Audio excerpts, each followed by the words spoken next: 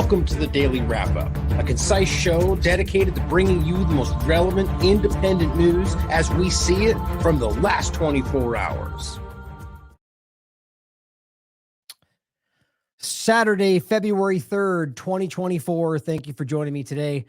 As always, never a shortage of things to get into. And today's pretty multifaceted. Today, we're going to get into a lot of different topics. And the title itself is pretty broad for that reason, because there's a lot of different ways that the conversations we're going to have today overlap. Now, we're going to talk about, to start out, a little bit about misinformation and an interesting bill, law that was passed in the UK, and how that relates to the more than one of the conversations we'll have today. And, in particular about something that the U.S. residents are very aware of, the Smith-Mundt Modernization Act, and how that applies to the same conversation. We're going to talk about, in particular, a couple little notes about Twitter and one quick point about transgender conversation, that the topic they're in, that I wanted to make sure you didn't miss, because there's so many larger discussions happening right now. There's a lot of movement in some of these other topics that have drifted into the background that I want to make sure you guys saw, that it's in line with everything we've already been reporting, but it's important to see. Follow up on the attacks exactly as if you've been following, like we predicted, like to a T, what would happen. And I have a great clip. Actually, I was playing at the beginning of the Rumble video of a CIA analyst, or ex-CIA analyst, basically telling you why that is, in regard to, blustering about Iran, but then bombing Iraq and Syria and claiming those are Iran militias. And there's obvious connections between the PMU, which is what they're bombing, and Iran, but it's not what they're saying it is. And that's why Iran typically goes, okay, well, that's not us, and we're not going to respond to that. And when they do respond, it's always in the way that the U.S. pretends they're responding, which is deterrence, to demonstrate what they can do in a way that's not going to demand a response. And, what we're seeing here is weakness, to put it very simply, acting as if you're strong in ways with, technical strength and military might, but in the ways that you're showing your weakness, that's all you really have. And we'll go through what's really happening there and why it's just an example of the diminishing clout and international influence that the U.S. government has today. We'll talk about, importantly, other strikes on Yemen that just happened, which I'm baffled that, I'm shocked that keeps happening, because of how little benefit it seems to be giving them, which shows you that there's clearly some other entity driving these actions. A couple of quick points on Ukraine, and an interesting point about China and the border that I want to make sure we talk about, and probably not in the way you might think. And of course, to finish, I want to get updated, as I will continue to do, on what's going on in Gaza, and a couple of other interesting points, but not as in depth as we have been over the last couple of days because of a lot of other foreign policy points. But interestingly enough, as I will relate it to a Saudi Arabia discussion, there's a son of an Israeli diplomat who ran over a Miami cop, and it was now about to be released because of his father's position and the diplomatic immunity granted therein, which there is no stretch of the imagination where that should overlap to traffic accident of a son of a diplomat, but this is the abuse of the powerful. Interestingly enough, there's a lot of conversation about migrants and immigrants, or, that were a seemingly just blanket statement are all illegal today, even though that's not always the case. Hitting somebody with a car, which of course, no matter what happens, that's a crime, no matter whether you're a resident or not. And of course, if you're there illegally, whether you hit someone or not, you should be deported. The point, though, is that there's far less outcry about something like this, which just always shows you that there is politics overlaying most of what we're dealing with. But important stuff we're going to get into regarding Israel and just the horrific situation there, and how important this is to pretty much all of these other conversations. Now, I want to start off by making sure you guys saw something I recently shared. There's a new platform. I was recently speaking with the CEO of BitChute today about this and just how I can utilize this.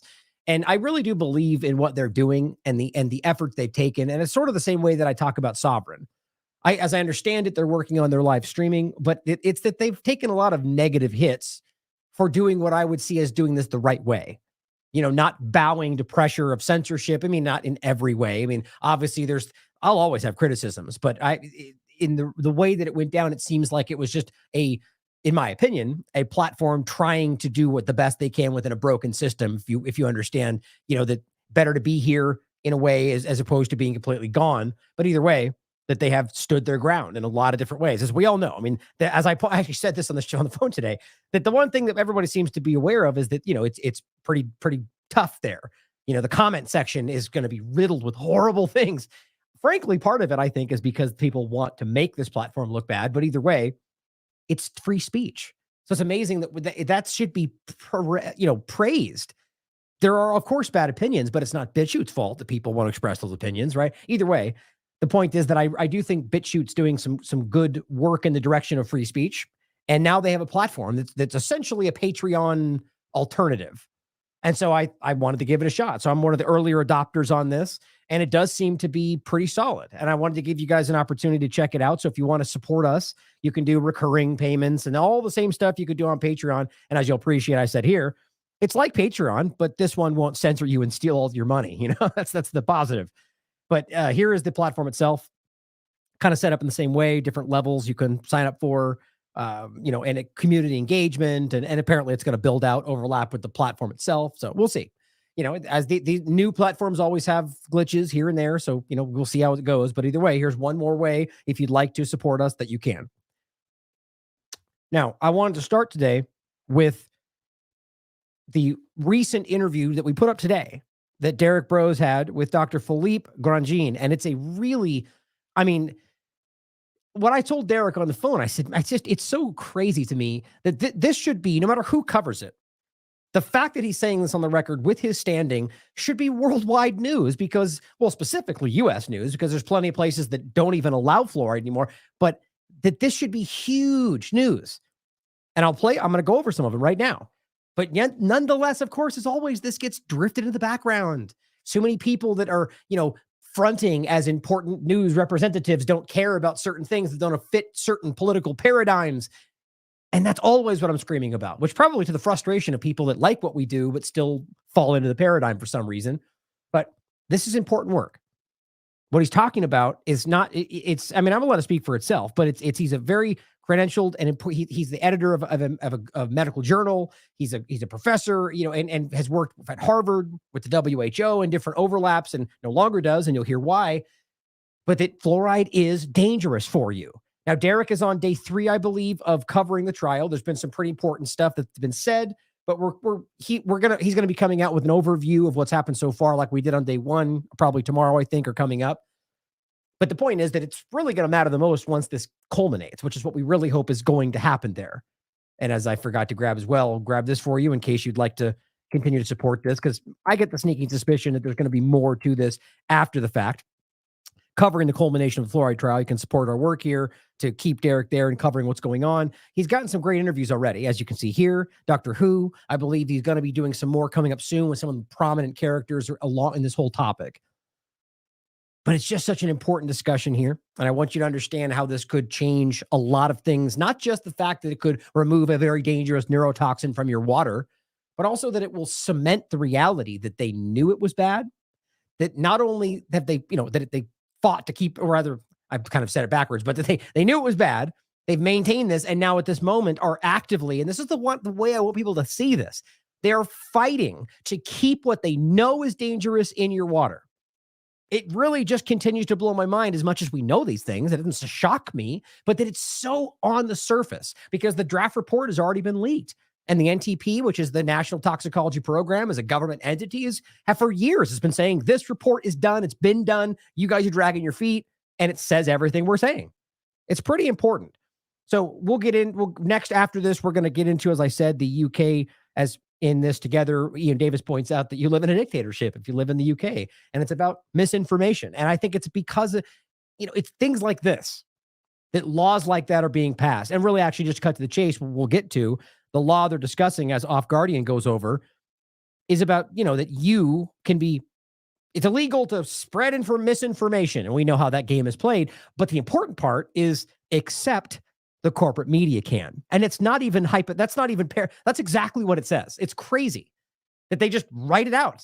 They're allowed to lie to you. And we know why, for national security. That's the Smith-Mundt Modernization Act. And if you don't know that, we're going to come back to it in a second. But that's important for this because it's stuff like this, that laws like that are passed to keep from your view.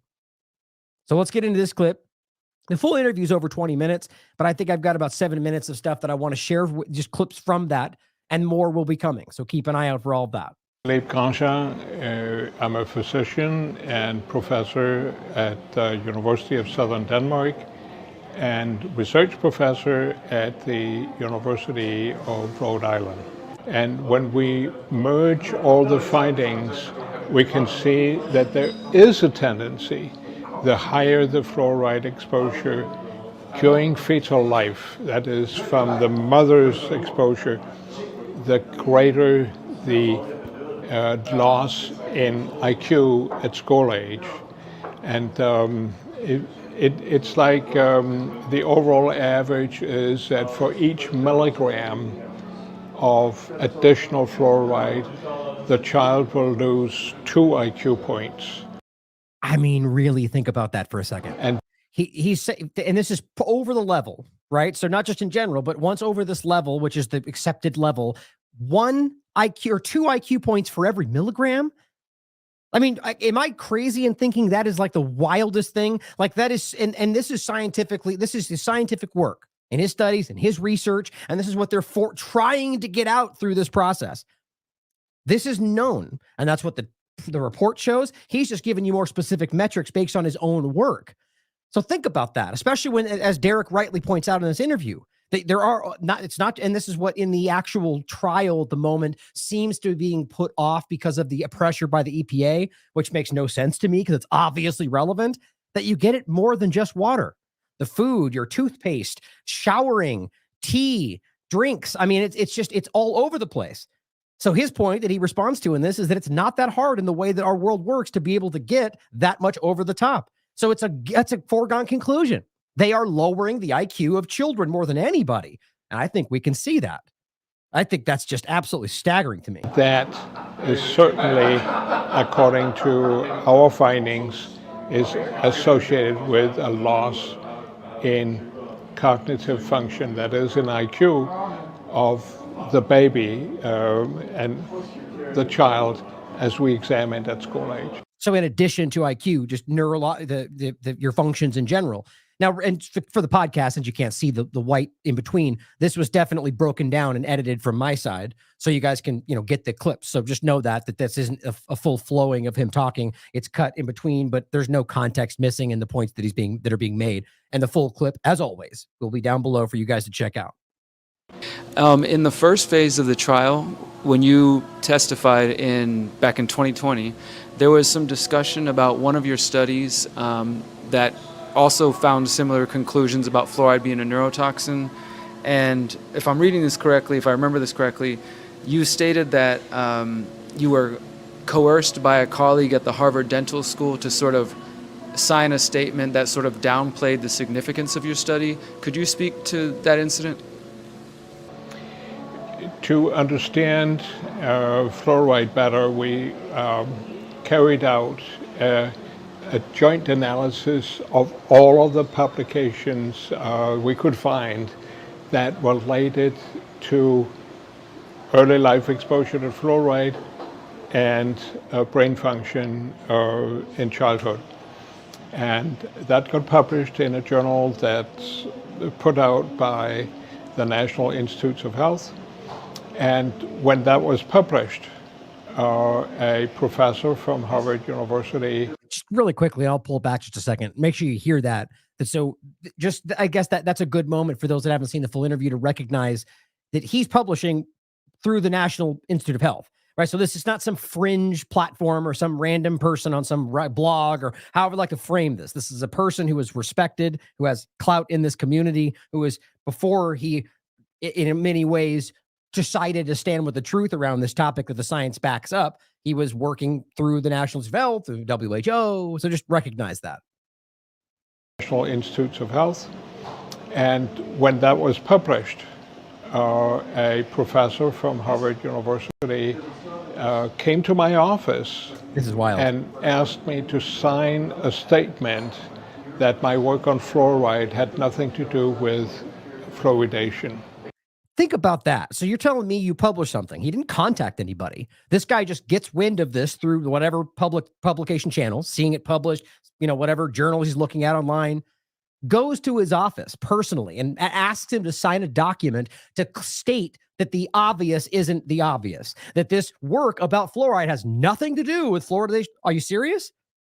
Like, doesn't that scream dishonesty? Why would he do that? Like, you could argue, to make it fair, objective, that maybe he feels so strongly that fluoridation in the water is that important for your dental, I mean, you're having good dental health, I guess, which is not even accurate. It's about specifically the whiteness of your teeth. And I've even proven that dental fluorosis is really what happens, which is not a positive thing. But either way, the point is that he may feel so motivated to think that fluoride in your water is good, is so important for dental health, that he would go and make sure that this person signed a document that says what the opposite of what his work says.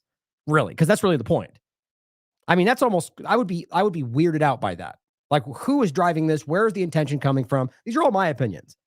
Now listen, what happens next. And he actually wrote this draft. I still have it in my possession. I'd love to see that. And since I didn't sign this immediately, he instead went to my dean and had the dean sign a statement that he supported water fluoridation in accordance with the policy of the Centers for Disease Control, CDC. My dean had not yet seen my publication on fluoride, and therefore he had no concern signing it. That's just straight up manipulation. As if you could later point back and say, oh, but his boss signed this, therefore it supersedes. He didn't even know what the work was at that point. Like, this is the whole thing we're trying to show people. There is an intentional, on the surface, like willful awareness to try to suppress the reality. Not because I'm sure there's a level where people think that this fluoride needs to be protected because it's good for you. But we can prove there's a level of this that is wildly more nefarious than that. And again, at the best, at this point, even with their science, you can only argue that it helps your teeth. And that's worth, like, I've made this joke many times. Our government is unwilling to pay for near anything, yet they're going to spend money to put this in your water for your teeth. But they won't spend money for so many other wildly important things that are far more important to your immediate health. I mean, come on, because your white teeth are important. I just don't know why anybody actually believes that, especially since the science continues to prove that it's not the case, that it's actually dangerous for you. And later on, I was told by the leadership at Harvard that my research on fluoride was unwanted and had never been approved by Harvard. Wow. So because we couldn't agree on what I would consider academic freedom, right. I left Harvard. So he left Harvard because they wouldn't allow him to research what he would want to, which is usually how this works, right? The illusion of academic freedom. And this is despite the fact that his science is sound. No one's acting like his work was unbalanced or illegitimate. They just were trying to oppress that even though you show it's dangerous, that has nothing to do with using that very same thing in your water, because that makes sense. And another statement you made in 2020, you said that the fluoride lobby, in quotes, had infiltrated the World Health Organization committee and that they were seeking to exclude any mention of harmful effects of fluoride. Could you speak to that, your experience or your involvement or awareness of the, for lack of a better term, fluoride lobby influencing the WHO? I mean, shouldn't that be gigantic news? I would think so. My experience with fluoride actually goes back many years because the World Health Organization asked me to help them develop what they called an environmental health criteria document on fluoride. So I drafted so the WHO deems him such an expert on the topic that they asked him to write the draft for the work that will be used going forward in general. So you can't pretend like he can be dismissed as he was the guy until he started pointing out that this is dangerous. That document that reviewed the sources of fluoride in the environment, including drinking water, the animal data and the epidemiology, and WHO then called a working group to develop the final version of that based on my draft. And what happened was that the working group had, I think it was a majority of people with dental research backgrounds. Of course. And they inserted changes in my draft indicating that fluoride could perhaps be toxic, but only at immense concentrations. So that's not nefarious at this point, and other than the fact that they're not following the science, because that's what the whole point is. Here's a draft, and then we're going to fine tune this, right? But it's what comes next that makes it obvious that they know, when he makes it clear to tell them and they're acknowledging that it doesn't follow the science and they want to do it anyway. And when I protested and said that in accordance with the scientific documentation, it would be wrong to insert the word immense. And so the working group asked me to kindly go to the library and bring the documentation back.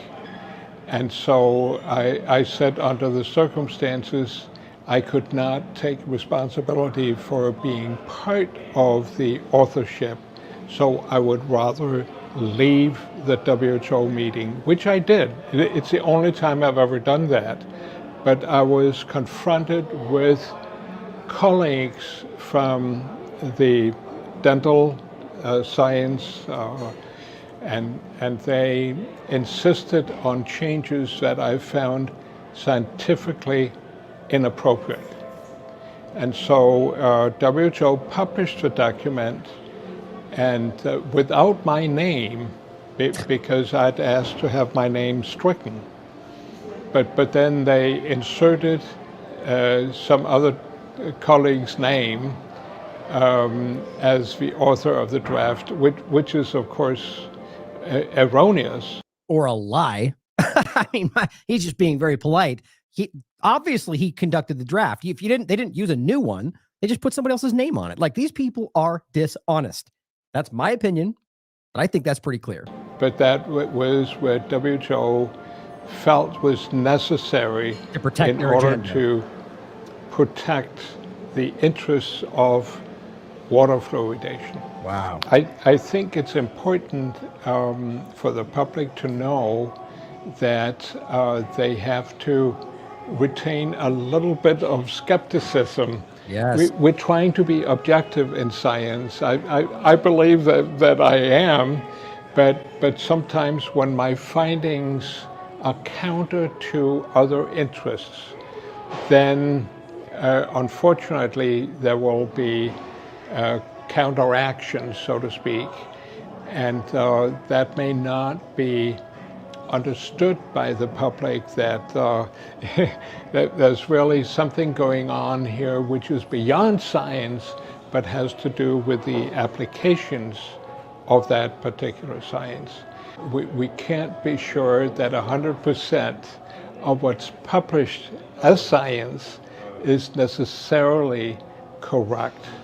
And fluoride, well, I mean, there are lots of examples like PFAS or lead, where there has been so-called scientific publications that were really rather a matter of marketing. Wow. Now, I personally find that to be very, very important. I'm not sure how you guys feel in general, but, and as always, as I've made clear, I will always follow what I think is the most important, with your influence, of course, because it matters to me. But something about that, obviously, I mean, just the reality of the fact that it's a big lie, that it's in everybody's water, that's lowering IQ of children, and that they're fighting to maintain it when they know that should be big no matter what you're talking about.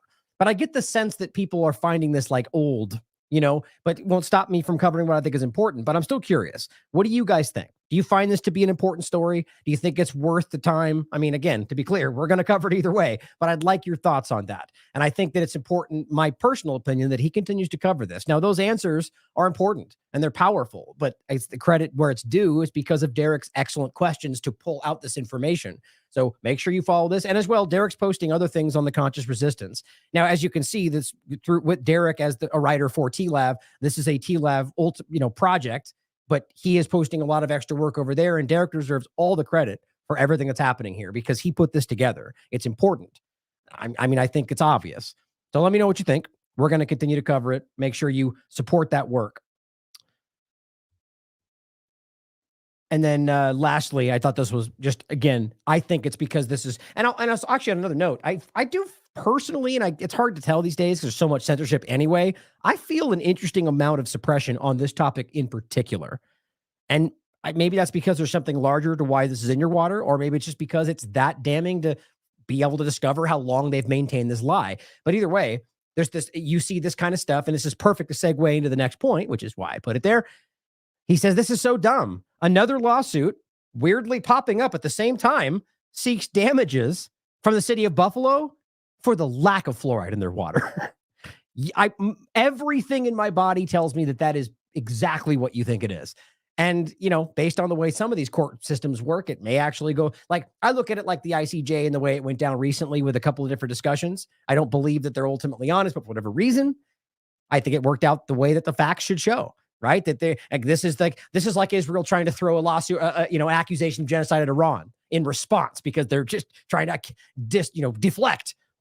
Well, I mean, how can you possibly call for damages? What? So your teeth aren't white enough? Like, think about how crazy that is. So to me, this is a coordinated effort to drown that conversation with stuff like this and to muddy the waters, which tells me this is important.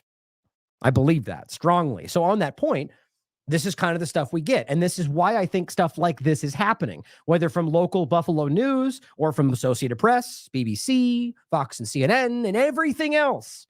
They have the legal right to lie to you.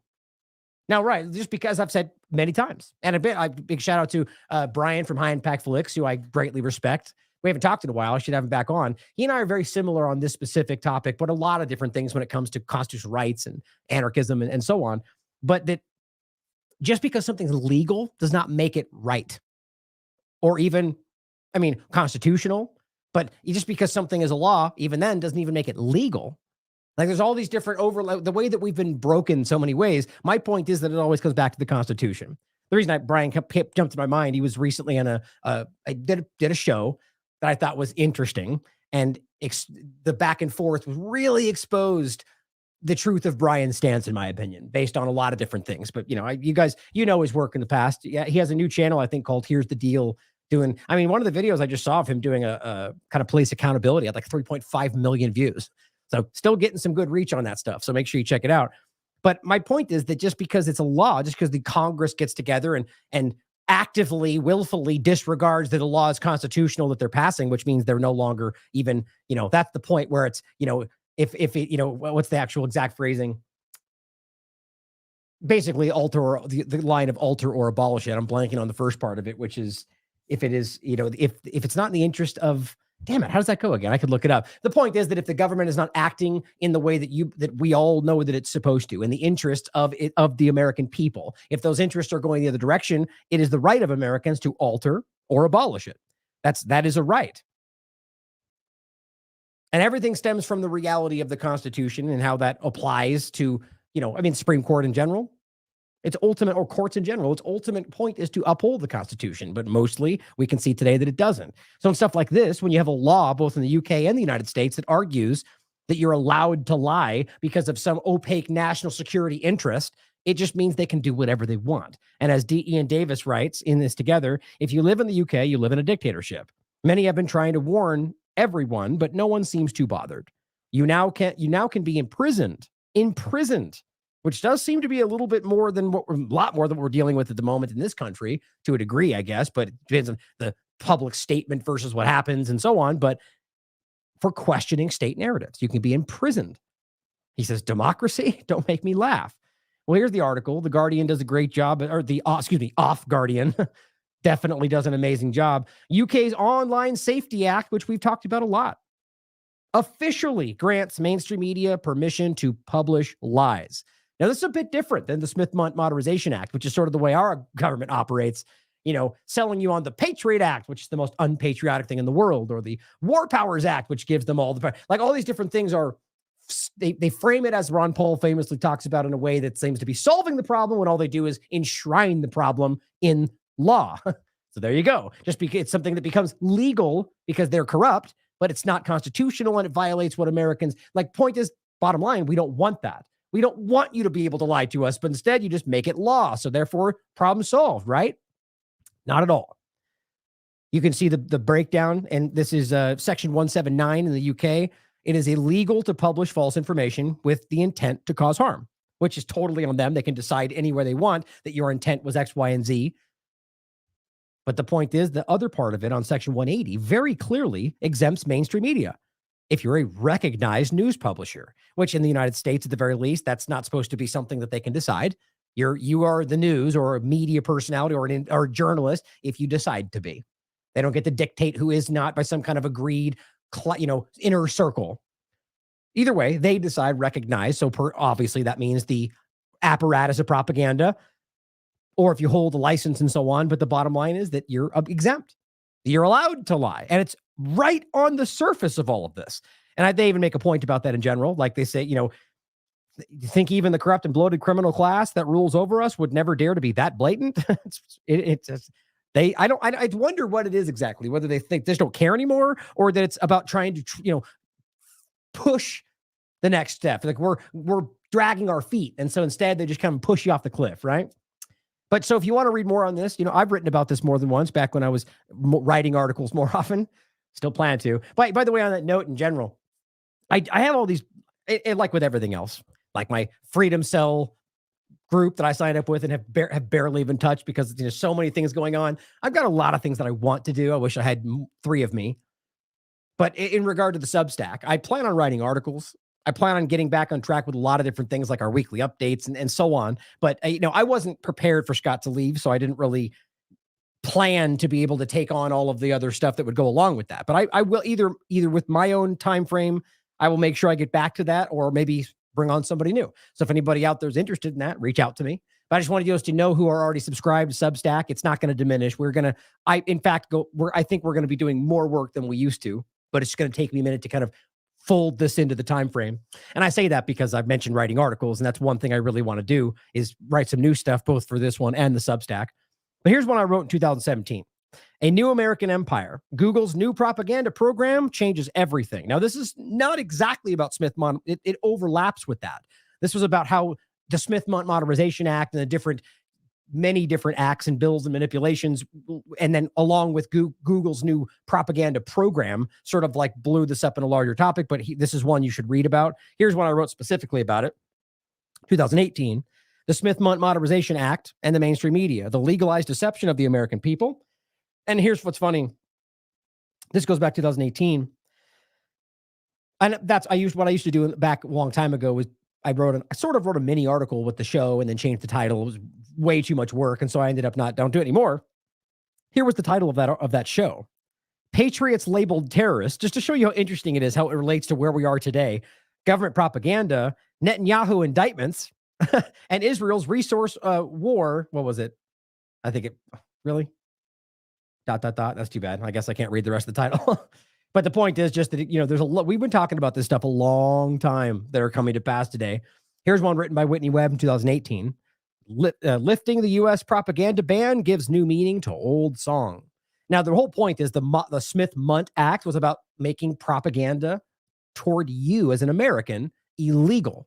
It still happened. But this is how they passed the law, the Smith-Mundt Modernization Act. To go, hey, we have a problem. We're going to solve it. We're going to modernize this act. And all they did was just make it legal. As long as it's in the interest of national security, which means literally anything they wanted to. As well as a great, this one's 2016 from Melissa Dykes, Truth Stream Media. Yes, U.S. government propaganda used against American citizens is officially legal now. Just in case you want many different perspectives on it, I think that's an important topic. So on that note, keeping all that in mind, by the way, with everything else we're talking about, because we don't factor that in enough today, that it is legal. And I mean, think about it like this. That's what I've said every time. That show you watched last night, that CNN program, the Fox program you watched today could be literally entirely made up from whole cloth if they deemed it national security. And understand that at some level of the corporation, they know that. I doubt the Tuckers of the world are aware that that's happening. And again, I think it's important to look back and realize that it's very self-evident now that Tucker was pulling punches or was being told what he can and can't say, as much as he tries to say otherwise, because there's now examples of pointing back and saying, I'm saying things now today that I wasn't then, and not about your opinion changing. And it's not even meant to be a knock. The point is that's what corporate media is. I get why he wouldn't want to admit that, but you listen to someone like Allison Morrow, who has left and is being very public about the overlap. It's obvious that's what's happening. They lie and they force them to omit and hold stories, or a lot of them just go along to get along. Maybe it's easier just to pretend that you don't know what's happening and just do what they say. In any case, one of those examples, here's something that Elon Musk just put out. And I just think it's wild to me how obvious this all is. He says, he put out this saying the only action needed to solve climate change is a carbon tax. No, this wasn't some joke. It's very real. The point is, all the people that seem to be predominantly supporting him and calling him a free speech savior aggressively disagree with that for the most part. I mean, even people like myself who are not left or right and, generally just engage each topic objectively, and I recognize the illusion of both, can see that climate change, the climate crisis, is an illusion. It doesn't mean we're not destroying the planet. In fact, things he's involved in are doing that more than most. But it's not about carbon. And yet here he is, as we are supposed to perceive as a smart, intelligent tech billionaire who doesn't seem to grasp that or doesn't care. Do you believe there's a climate crisis that needs to be solved? And is solving that illusory concept a carbon tax? That's what I wrote. Elon is saying that both there's a climate crisis that we need to solve, and in order to solve that alleged crisis, we need a carbon tax, which means they tax you based on your perceived carbon footprint. And that means that, of course, you get taxed. So billionaires will just pay it and go about their lives the way they always have, which means they continue to do the things that they argue are the problem. Whereas the average person, who is far, far, far, far less of an impact, has to pay more for gas, which will then directly influence whether or not you can use that car. That is what will change. It's control. And we all know that. And I bet you he knows that too. I said, but I guess since the free speech savior is proposing this, that it will be received as insightful. There's an interesting meme going around that shows, Bill Gates saying, I'm going to put a microchip in you with a vaccine, and showing the right going like, no, bad, whatever, bad guy. And then Elon coming in and saying, I'm going to put one in your brain, or, basically the meme is like, this is a secret microchip. And they're like, no. And he's like, I'm going to put one in your brain right now and publicly. And they're like, yay, cool, nice. And it just shows you how crazy that is. Is it not the same kind of point?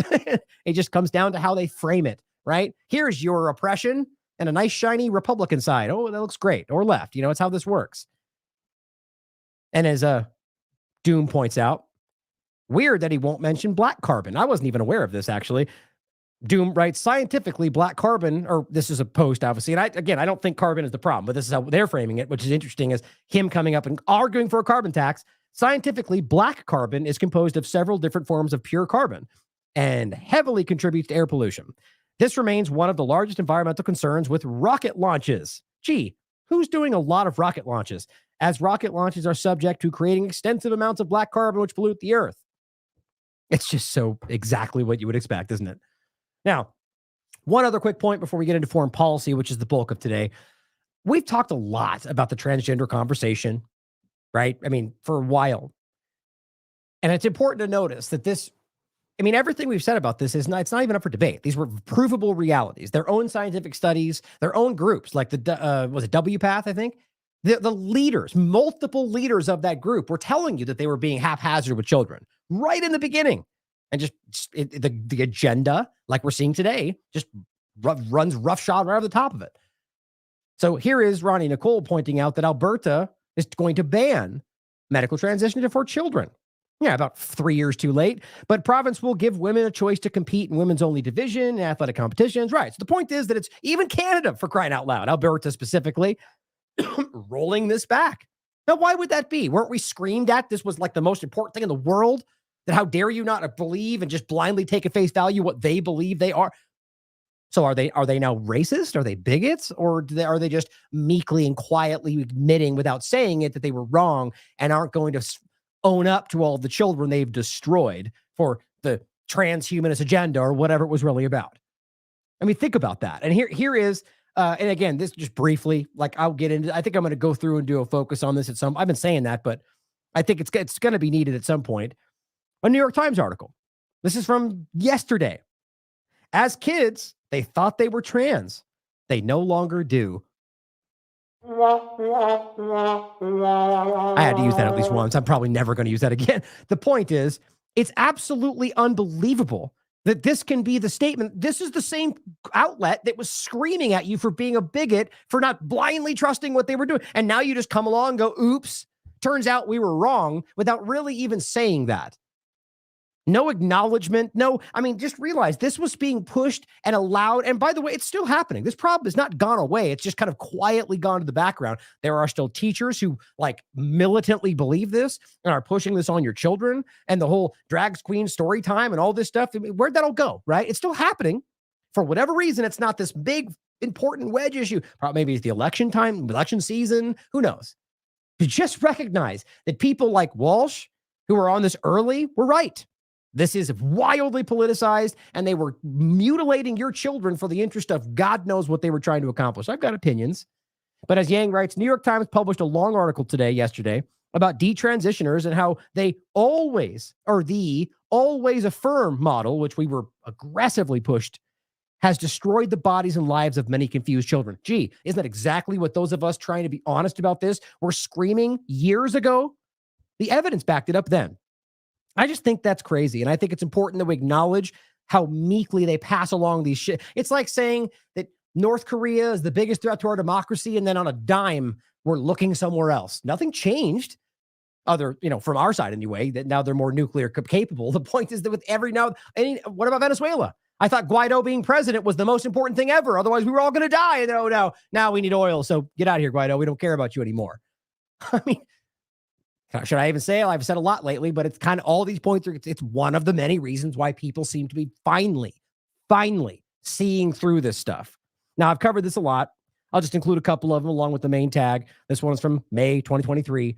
The dark and surreptitious agenda driving the transgender movement. This one specifically, the weaponization of the transgender movement and the focus on your kids. And then just again, the tag itself. We've covered a lot of this. Some important coverage. So go through and check it out for yourself. Now, let's get into foreign policy, which will be the remainder of the show today.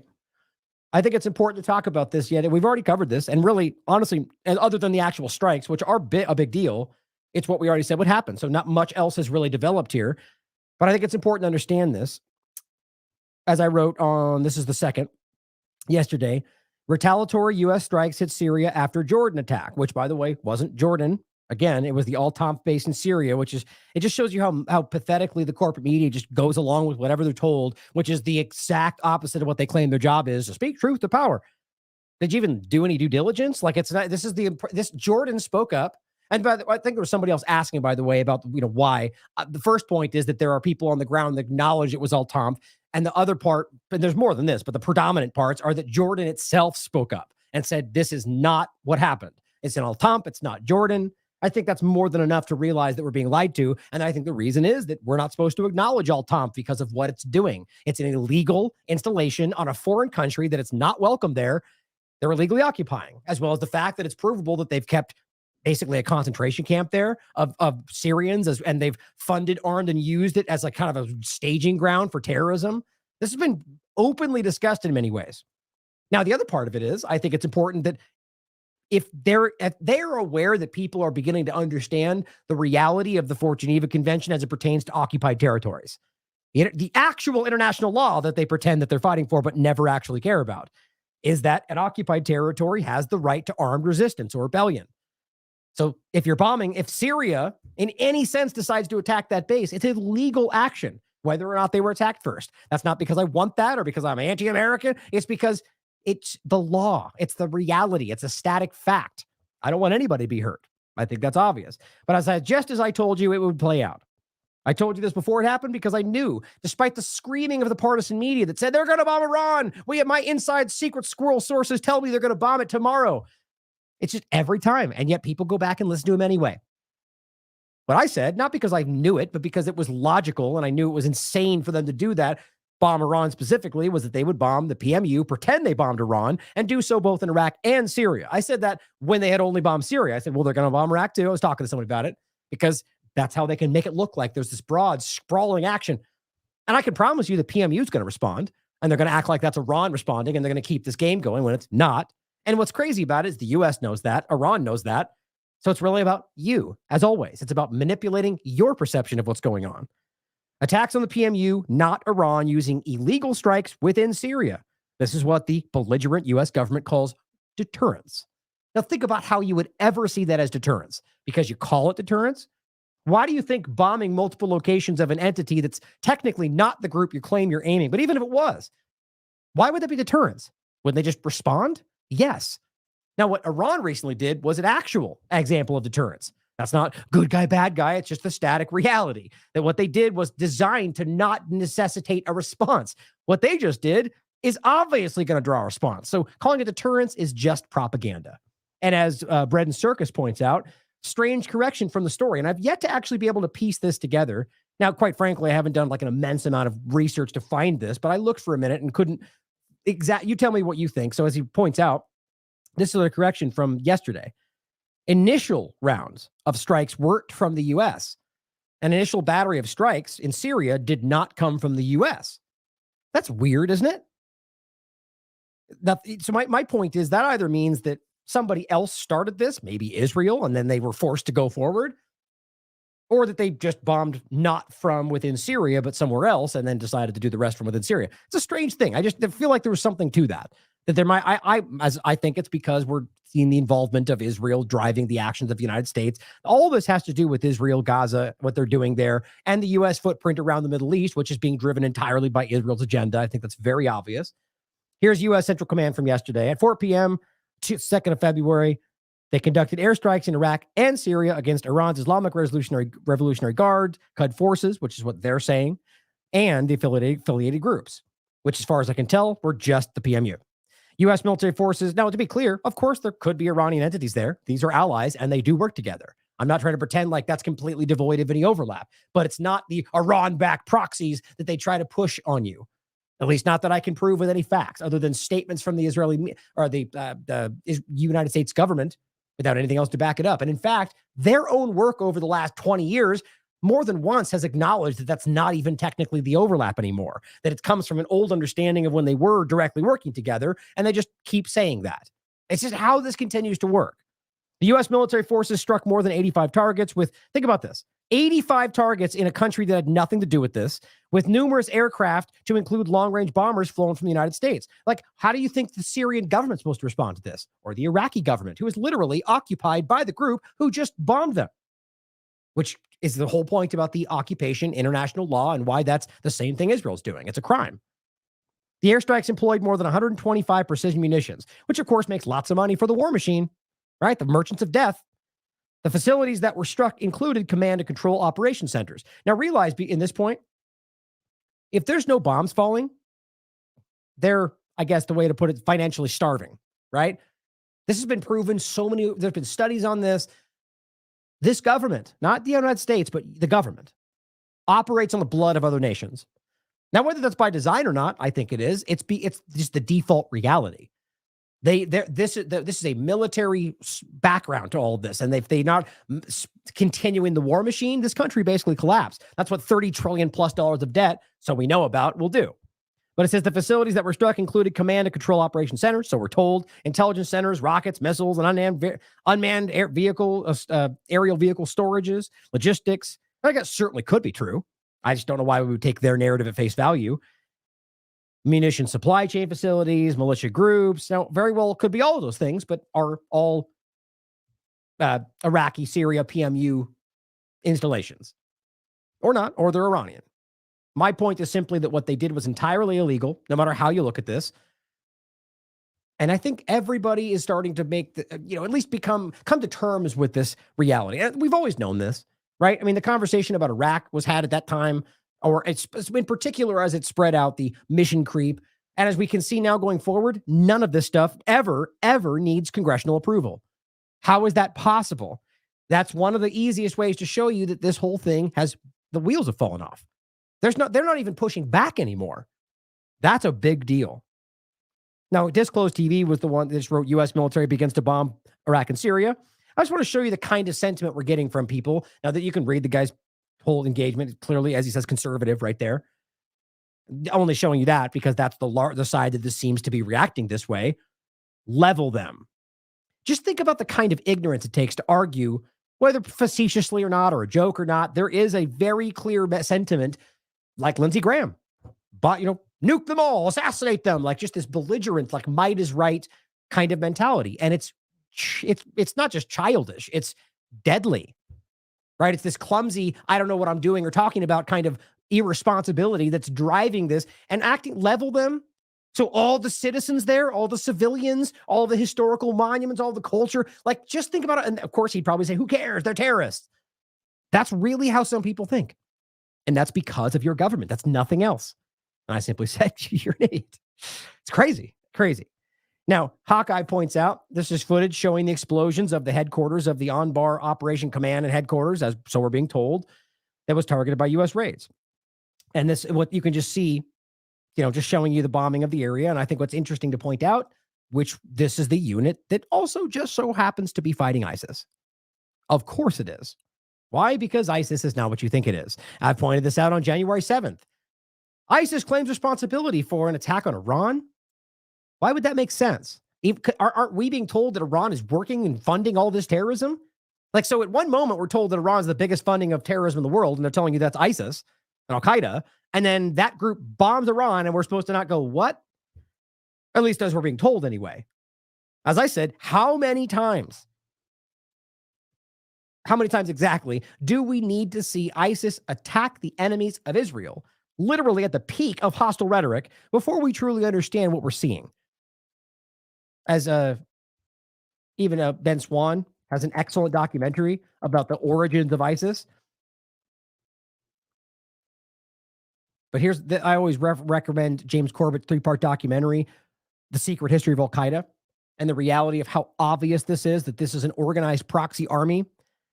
But as Quantum pointed out as well, there's a C-SPAN clip where they're acknowledging that the Israeli Secret Intelligence Services, that's what they're really called, that's the acronym for ISIS. I just think that's interesting. The point is, as well as the fact that you can prove they've funded, armed, and worked with these groups and gave them medical treatment in the Golan Heights, it's very obvious what we're staring at, right? So when you see them yet again bombing a group that was in fact fighting their proxy army, it all begins to look much more clear. I'll include this as well. Now, here is Larry Johnson, a former CIA analyst, telling you exactly what I'm talking about. Now, you take it with a grain of salt. I don't trust anybody that's coming out of CIA, but the bottom line is this is what anybody in the know actually understands, that this was bombing and likely killing innocent people just because you want to make a demonstration. Sort of like with Israel, just bringing down buildings just to bring down buildings. Interesting how the overlap is so clear. I know for a fact, in Al Udeid, the Air Force Base in Qatar, there's the Combined Air Operations Center, the CAOC, CAOC. And the general in charge of that CAOC was on the phone with his Russian counterpart who was in charge of forces in Syria going, hey, stand by. We're going to be bombing in this location at this time, and we're going to use this many weapons, and we're going to come from this direction. Do you copy? And the Russian would go, da, and then the Russians would tell the Syrians, and the Russians and Syrians cleared everything out, and the bombs came in, created a big cloud of dust, and we went, by God, we showed them. And that's exactly what's going on right now. Judge Napolitano doing good work, talking to people, getting right questions asked. I just think it's just so ridiculous to me how obvious that is, right? That it's really just about and so think about what your government's doing. Not just bombing where they can kill people, but illegally bombing locations that they illegally occupy just to make a point. Sort of like bombing one of the most impoverished nations in the world that you've been starving for 15 years just because you want to make it look like you're pushing back. So Israel gives you a high five. Think about how crazy all of this is.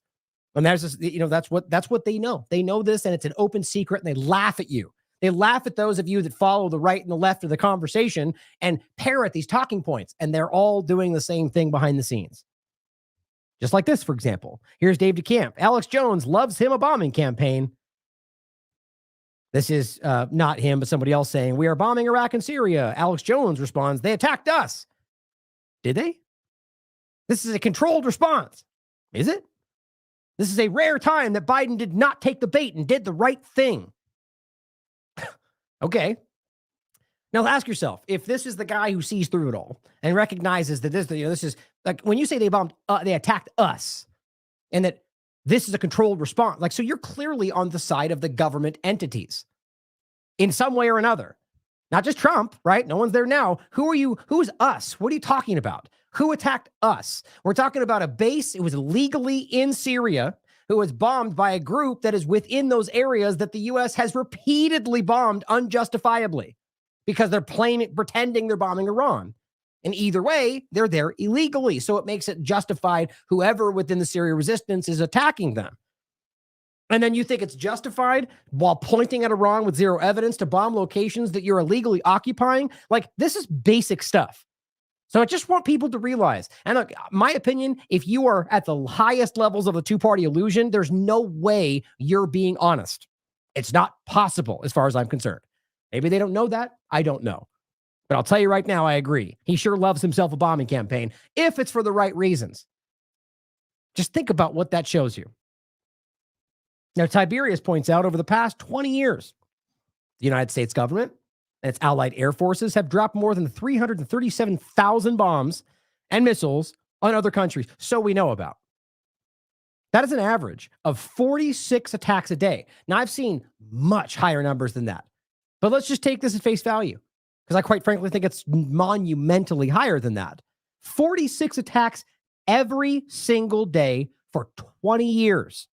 And it goes back before that, trust me. As he says, and they think they get to decide who the terrorists are? Might makes right, apparently. Certainly seems the way the world works right now, at least from their perspective. But thank God people are seeing through it. I think we need to be, grow up a little bit in this country and recognize how obviously we're being driven into these manipulative stances that are inherently childish. Let's just say naive. Like willfully ignoring things like you would hear from Andrew Tate, the kind of stuff that any intelligent person would go, well, that's just ridiculous. That is a wildly oversimplified, wildly partisan, just simply ignorant stance. And you pick your choice of things he said. Same thing. Here's a clip that I think is funny. I'm on Iran, so we're still technically on the Iran point. This is Nico House. He's tagged free Palestine, free Gaza. But Nico House talking about Nikki Haley. Which Nikki Haley is just, again, she's just not even real as far as I'm concerned. Who knows whether to put her into power, because there's no election really happening, and that whether or not, there wasn't one last time either, or the one before that. But she is just like this compilation of old neocon stuff. It's really weird to me, and how anybody's taking it seriously. It's almost embarrassing to watch. But here, as he writes, Nimrata Nikki openly advocated for the U.S. to violate international law by committing extrajudicial assassinations of Iranian leaders. Openly said this. And this is almost worse than Lindsey Graham. And they don't think that shows the world exactly what they are, or they don't care. I don't know. But here's what he had to say about it. Someone want to explain to me why Nikki Haley is openly advocating for assassinating Iranian leaders, Soleimani style, both in Iran or on foreign soil? During a recent interview, Nikki Haley was asked, how should we respond to the allegation that Iranian-backed militia killed 3 American troops? This crazy, my mama watch, I'm not gonna say that. This crazy lady decided to respond by saying we should attack their resources and attack their leaders. And more specifically, she said we should assassinate their leader Soleimani style. And there is so much wrong with this. Of course, don't forget Soleimani, right? Which, by the way, that story in general, we were ahead of most everybody in media in general. I remember interviewing with James Corbett about that because we had that story broken down before it even happened. The bottom line is that they assassinated him under the claim of diplomatic relations in an airport. Now, that's not even getting into the overwhelming propaganda from the partisan media, both sides of it, that framed him as a terrorist. And this goes into the point about we're going to get into in a minute about the border and so on. Like, just because they say on the terrorist watch list or from countries that we don't like, that means literally anybody that they don't like. And 9 times out of 10, it seems they're not what they say they are. And then on the other side of that, they're working with all the terrorists and you guys call them allies and they're okay. You know, it's crazy. But I think here, Soleimani's aspect of this just demonstrates that, just like with Trump, like I said, he took the mask off. He showed you what he was, which was nice. It was refreshing. You got to see it point blank. We can call it out. But they assassinated him and claimed he was working with the bad guys, despite the fact that he, again, to the point we just made, was the lead against the fighting ISIS. They're responsible with Iran's efforts and Syria and Russia, in fact, actually fighting this. And that's why the U.S. doesn't like it, because they're fighting their proxy army. We need to really be honest about these things today. For starters, what do you mean attack people or resources in other countries? Like, you can't decide to destroy someone else's base of operations in another country just because you fucking feel like it. Right, but they do. And that's an important reality that they do that everywhere. That's what Israel does when they bomb anything in Syria. Oh, Iran's present. Iran installations. Well, what are you talking about? You can easily prove that's a violation of international law. There's no declaration of war, but this is the point. It's just not there. They don't care.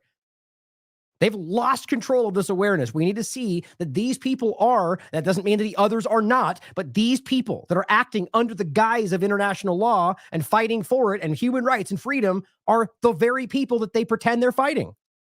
That's not how it works. Also, someone might want to explain to Nikki that she is openly advocating to commit another war crime similar to the one the Trump administration committed when it assassinated Soleimani in Baghdad for basically no reason at all. And I feel like we might need a brief recap of that situation, because all this chirping that Nikki Haley and other neocons are doing in response to this alleged attack from Iran, y'all seem to have forgotten what the hell happened last time y'all almost got into it. So let's talk about it. Many of you all may remember when we attacked Soleimani literally out of nowhere, and then Trump and his administration came out and said it's not a war crime because there was some imminent attack that was allegedly going to happen that we never actually saw any proof of.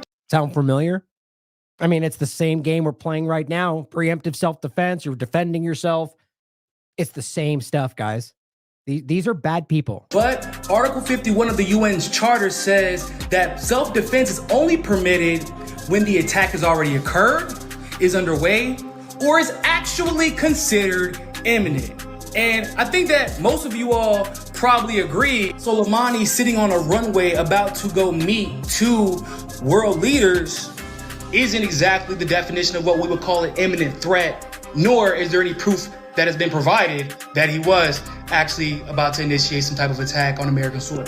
So some scholars did the not so difficult work of proving, this is definitely a war crime, bro.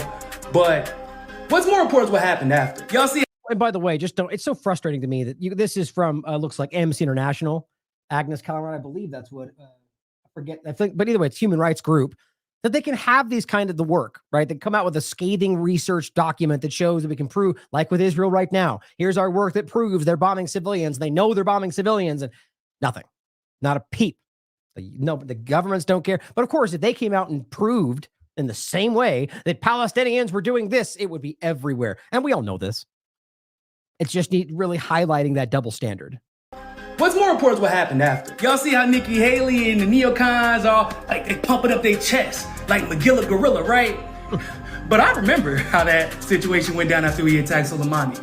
I remember that Iran told you that they were going to attack U.S. bases. I remember that Iran threatened you and said, if you retaliate, don't worry, we got missiles pointed right at you, and you have no idea where we're going to attack. Basically, Iran said, we're going to retaliate, and you're going to shut the fuck up and not do anything about it. And I forgot he cusses in this. Anyway, the point is simply that if you remember, this is kind of an example I made before. This was Iran responding in truth, where then they lied about all the people that were killed and pretended 1,000 people got brain injuries, but somehow nobody died. And then we kept randomly seeing all these helicopter crash. And here's 3 people died over here, all there, all made up all these random bodies all of a sudden. That's my opinion anyway. The bottom line is that was, and then the U.S. government engaged with the PMU. Did they ever bomb Iran back? No, because they know that's lunacy. But it's interesting. You can see how clear this all is. Now, here's what Arnaud Bertrand writes, easily one of the more unhinged Thomas Friedman New York Times articles, and that's saying something. He decided to understand the Middle East through the animal kingdom. It's just it's like a contrived effort to make these points. Always a great idea to compare people to animals in the context of genocide and dehumanization, right? And surprise, surprise, the more noble animals are the U.S. and Netanyahu, respectively, and a lion and a lemur, while all the locals are insects and parasites. Shocking. So just think about how ridiculous, if that was in any other context, if that was in reverse, of course, you'd be an anti-Semite. For an instance, he says Iran, one of the world's oldest civilizations, is a parasitoid wasp that injects its eggs into the live caterpillars. The caterpillars being Lebanon, Yemen, Syria, Iraq, and the wasp eggs, the Houthis, Hezbollah, Hamas, Kateb Hezbollah. Hamas, by the way, on top of being a parasitoid wasp egg, is also apparently a trapdoor spider. Go figure. And apparently, the old lion and the U.S. has no counter strategy that safely and efficiently kills the wasp without setting fire to the whole jungle. That's actually what he writes, i.e. burn down the Middle East. It doesn't even make sense, by the way. Why would a lion who lives in the savannah be bothered by a jungle wasp? Like, the logic of it the analogy doesn't even add up. It is because his friends, the lemur who eats caterpillars, is bothered by the eggs, showing you that it's clearly almost within the analogy, just showing you that Israel's needs become the necessity of the U.S. government. So anyhow, there you have it. Geopolitics explained to Americans by a New York Times premier columnist. We're the king of the animals. We're burdened by insects and parasites in the jungle, and we must have to burn the whole thing down. I mean, it's legitimately what he wrote. Understand the Middle East through the animal kingdom. He says the U.S. is like an old lion. Iran is to geopolitics what a recently discovered species of parasitoid wasp is to nature. Is there a better description of Lebanon, Yemen, Syria, Iraq, and today? They are the caterpillars. Okay, so they're the I guess, insects meant to be kind of derogatory in its own right, and that the wasp, which is Iran, is laying eggs into these caterpillars, and which then gives you the Houthis, Hezbollah, Hamas, which is just an illusion in and of itself. These are independent popular movements that rose up because of oppression in most cases. In the case of Hamas, obviously, you can see an overlap dynamic with Israel trying to fund and use them against the whole situation, which they successfully did for a very long time. Still possibly today. I just don't think that's the case. But either way, the point is to argue they're all just Iran funding terrorism around the world, even though you can prove that Israel and Saudi Arabia and the United States are the chief financiers of terrorism on the planet, is just insulting to your intelligence. It says, and they eat them from the inside out. It says, we have no counter strategy that safely and efficiently kills the wasp without setting fire to the whole jungle. I mean, is that just a way to kind of like make sense of why Israel is just carpet bombing instead of going in to strategically fight the group they claim they're fighting? I mean, my God, these people are disgusting. Hamas is like the trapdoor spider. Netanyahu is like the lemur. If anybody did this in reverse, you know exactly what would be happening. At the very least, all of the screaming, Elon Levies of the world are going to come out and call it, it's classic blood libel, no matter what it said, Here's what Scott Ritter said to end the point about Iran. Imagine for a moment, a scenario where a senior Iranian diplomat arrives in Damascus and proclaims to the media, quote, Mr. Biden is going to get some unpleasant surprises, while announcing the supply of weapons to pro-Iranian militias for the sole purpose of killing American soldiers who are illegally operating on Syrian soil. The obvious reverse analogy is that's what Newland just did. Publicly, or Lindsey Graham saying assassinate them or bomb them or kill them all. Excuse me. It's just this hubris. I don't know whether they don't even know it anymore, but at the very least, it's just provably on the surface showing you that these people believe they're above the law.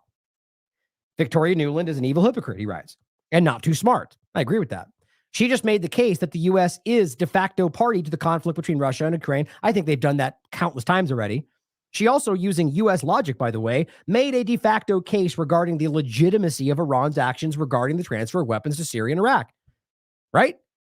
Why is it okay for you to work with your allies and not them? It's just this simple one-sided game. It's a double standard because they deem them unofficially, or rather officially, but with no legitimacy behind their claim, to be bad guy. You're terrorist now. So anything you do, even if it's legal, is terrorism. That's how stupid this has become. And thank God people are seeing through it. And realize with this analogy, you can apply that to just about everything we're seeing. Blinken and his statements, Biden, the way he acts, people like the Lindsey Grahams of the world. Going to Ukraine, for example, and saying, your war is our war. And then 30 seconds later, pretending like you didn't do all this. Now here is the Jerusalem Post proudly pointing out on today, the U.S. and UK, again, for the fourth time in this whole series, strike dozens of Ansarallah targets, as they call the Houthi rebels. Why? Because they're hindering the genocide that they are desperate to maintain. Because that's the only thing that's really happening here. They're stopping, they're upset that the Ansarallah movement in Yemen are only stopping the necessities to Israel, which despite the allegations of railroad trains, which I'm not even sure is true, bringing things to Israel from Qatar and elsewhere, I think it was Qatar, they're still hindering them dramatically. And that's the point. That's on top of the point of the fact that they, even with everything they need, are still failing in what they're trying to accomplish, other than just mass destruction and murder. But to realize that this is the U.S. government, the UK, acting as the attack dog of Israel and bombing Yemen, and in one of the most impoverished countries in the world, just because they are not getting what they want. There's nothing legal about this. There's no congressional approval. I mean, it's over the top. And it really continues every day to kind of shock me, even though I see this stuff, that they would continue in this avenue. Like, what does Israel have on them? Like, I mean, really, just what is it that's driving this into reality? It just can't, because listen, Biden has lost so much support for this. And yet they just keep going. Maybe there's, the plan that we just don't see. Here's Hussein al-Bukaidi, who I've interviewed more than once. You can look at the website on The Last American Vagabond. During the U.S. and UK latest raid, he posted this today on Yemen. And by the way, they bombed, I should have put this first. Or wait. Oh, I thought I had one more tweet in there somewhere. That's weird. Well, in any case, they bombed the Capitol. I'll just show you in the article. They bombed the Capitol. Dense, civilian populated area. It's like bombing Damascus, right? You think that has to do with ships?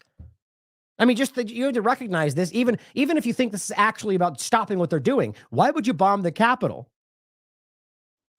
Now he says one Yemeni was recording the raids, and you can listen to it. It's in Yemeni, and so on. And he says, "I swear to God, America, even if you set the Capitol on fire, Sana'a, we are with Gaza. We are with Gaza." He continued to say, "Wedding," because in Yemen, when there's a wedding, they use all types of weapons to celebrate the wedding. So the USA and the UK should know that we see these attacks, because he's Yemeni, and explosions as something to celebrate. Because finally, it's truly the Yemenis who show and teach the world what it takes to have a human and moral standards towards Palestine. He continues to write, "Let's say goodbye to US and UK false claims. They are the ones who lead the free world. It's clear now they are the ones who lead the genocide." Or they are not the ones who lead the free world. They're the ones that lead the genocide. I agree. Because now it's Palestine and Yemen who are leading the free world in the confrontation with the aggression against humanity. That's why we are celebrating in Yemen after every attack. The Red Sea, Gulf of Aden, Arabian Sea, and the Arabian Gulf, we will feel our victory. We now are fighting the mother of all terrorism. We're fighting the devil itself. It's really difficult for Americans specifically to recognize what the truth is about your own government. I know that's very difficult. And in a lot of ways, a lot of other aspects of the system, the two-party illusion in particular, are built to make you feel guilty or somehow unpatriotic by pointing out the truth. But remember, there's many quotes from people in the history of this country. I don't know if it was Franklin or not, but one of the main quotes was that, to just blindly support the president or read just the government is servile. Right? It's meek. It's pathetic. It's not the interest of freedom or democracy or whatever you want to talk about. There's been many statements like this. Because the reality is, we used to understand that. That you're not blindly adherent to one party or one group or one policy. It's about it in the interest of the people. And truly, I think that this is becoming very clear. Now, on to Ukraine. Ivan Chanavovsky, political scientist, University of Ottawa, wrote something interesting. He wrote, this is Zaluzny, who is was one of the heads of the military, on the eve of his expected firing by Zelensky. And here's the Washington Post from yesterday. Ukraine informs the U.S. about its decision to fire its top general. On the eve of his firing, Zelensky by Zelensky, shows his backing from the far right, Zaluzny, and specifically the right sector. You know, one of the obvious Nazi elements that totally don't exist if you listen to the corporate media, with the picture of Bandera behind them, you know, and their Nazi symbolism, which the right sector has the power, which he's arguing anyway, to overthrow Zelensky, which I argue has always been there. Zaluzny takes a selfie with the leader of the right sector and the commander of the right sector in front of a portrait of a Nazi collaborator, and a far right, the Organization of Ukrainian Nationalists, which, by the way, is the foundation of the Azov movement and the CIA elements that created that. And since I mention it, an article for you that Project Aerodynamic was the operation that the CIA literally grew fascism in Ukraine in the interest of affecting the Soviet Union, but they never stopped and they've continued to do it. And that is the Azov movement. And it does directly connect with things like Charlottesville, which I'll grab that too, since I say it. You should not forget. Oops, that's not right. Here you go. That Charlottesville was the Rise Above movement, which is provably, as I've shown you many times, the U.S. arm on the record of the Azov movement. So the very impetus of Charlottesville, which became the kind of major point for the domestic terrorism, MAGA, and the right, and the cars hitting protesters, and they will not replace us, that was the Azov movement, which was built and funded and created by the CIA. It's very simple, but we've gone over that in the past.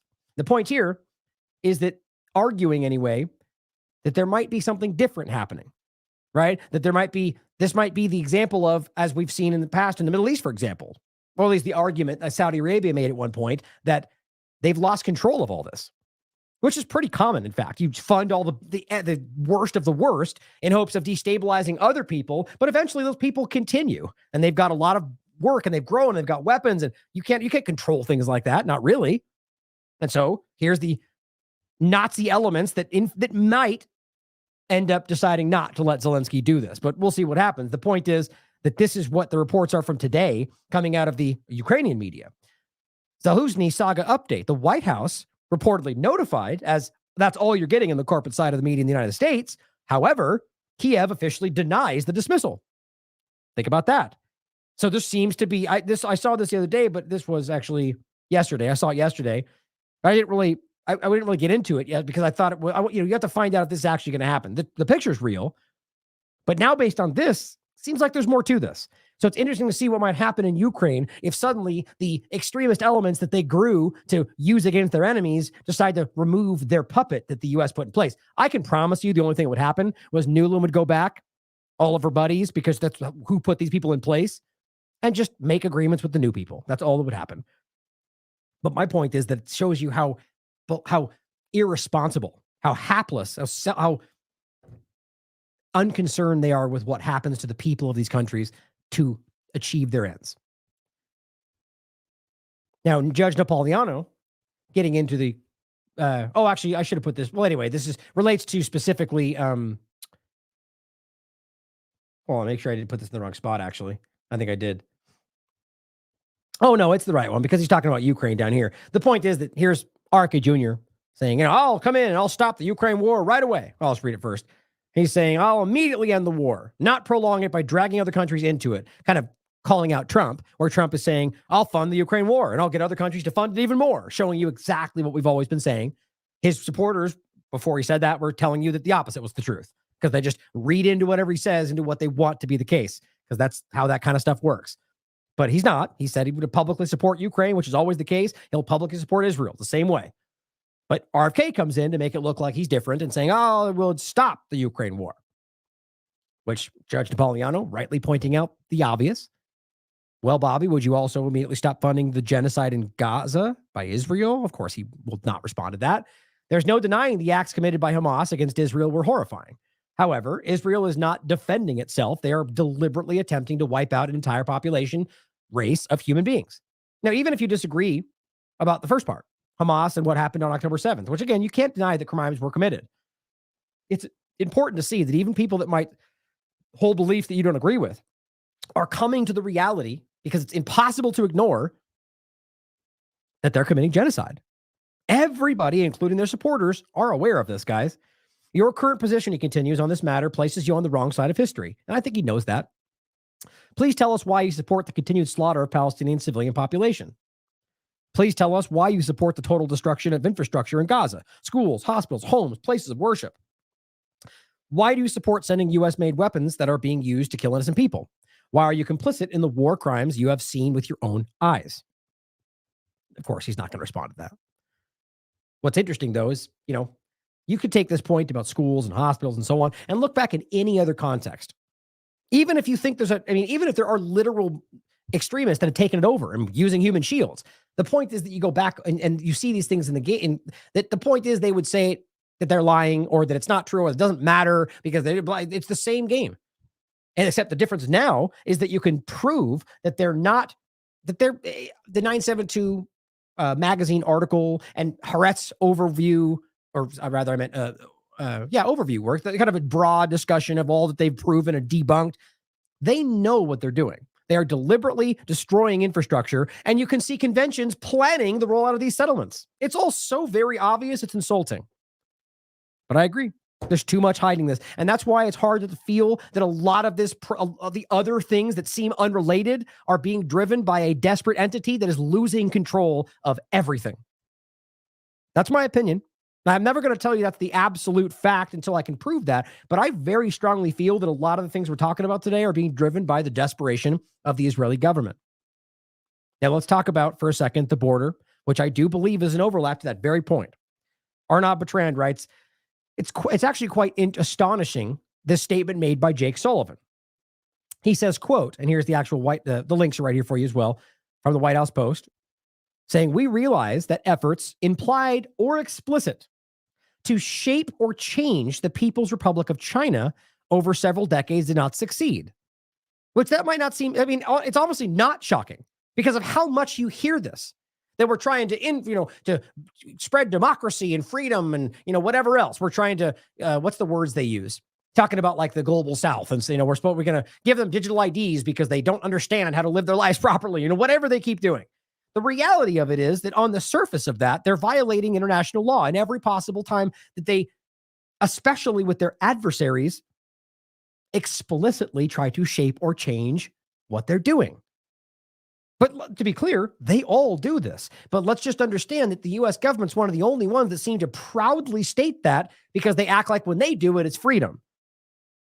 He writes, it's astonishing because it implies a complete, I wouldn't think it implies, I think it very clearly states a complete disregard for China's sovereignty or whoever they're talking about. Just because you see China as the evil bad guy does not change the international law. We have to remember that. Imagine China or Russia saying that they're undertaking efforts to shape or change America, which I guarantee you they are. But saying that publicly and proudly they would lose their minds. And by the way, he writes, it makes a complete mockery of international law, which is what they're doing every day today. Article 2 of the UN Charter calls on all states, quote, to respect the sovereignty, territorial integrity, and political independence of other states, which, my God, nobody cares about that. He says, I guess they're so used to being above the law, American exceptionalism is so part of the psyche that they don't even realize how statements like this, let alone the actions these statements describe, sound to the rest of the world, especially today. Now, we just talked about the Russian victory in the ICJ, which is what it was, and the Chinese Uyghurs conversation. The reality of the hypocrisy around the whole thing.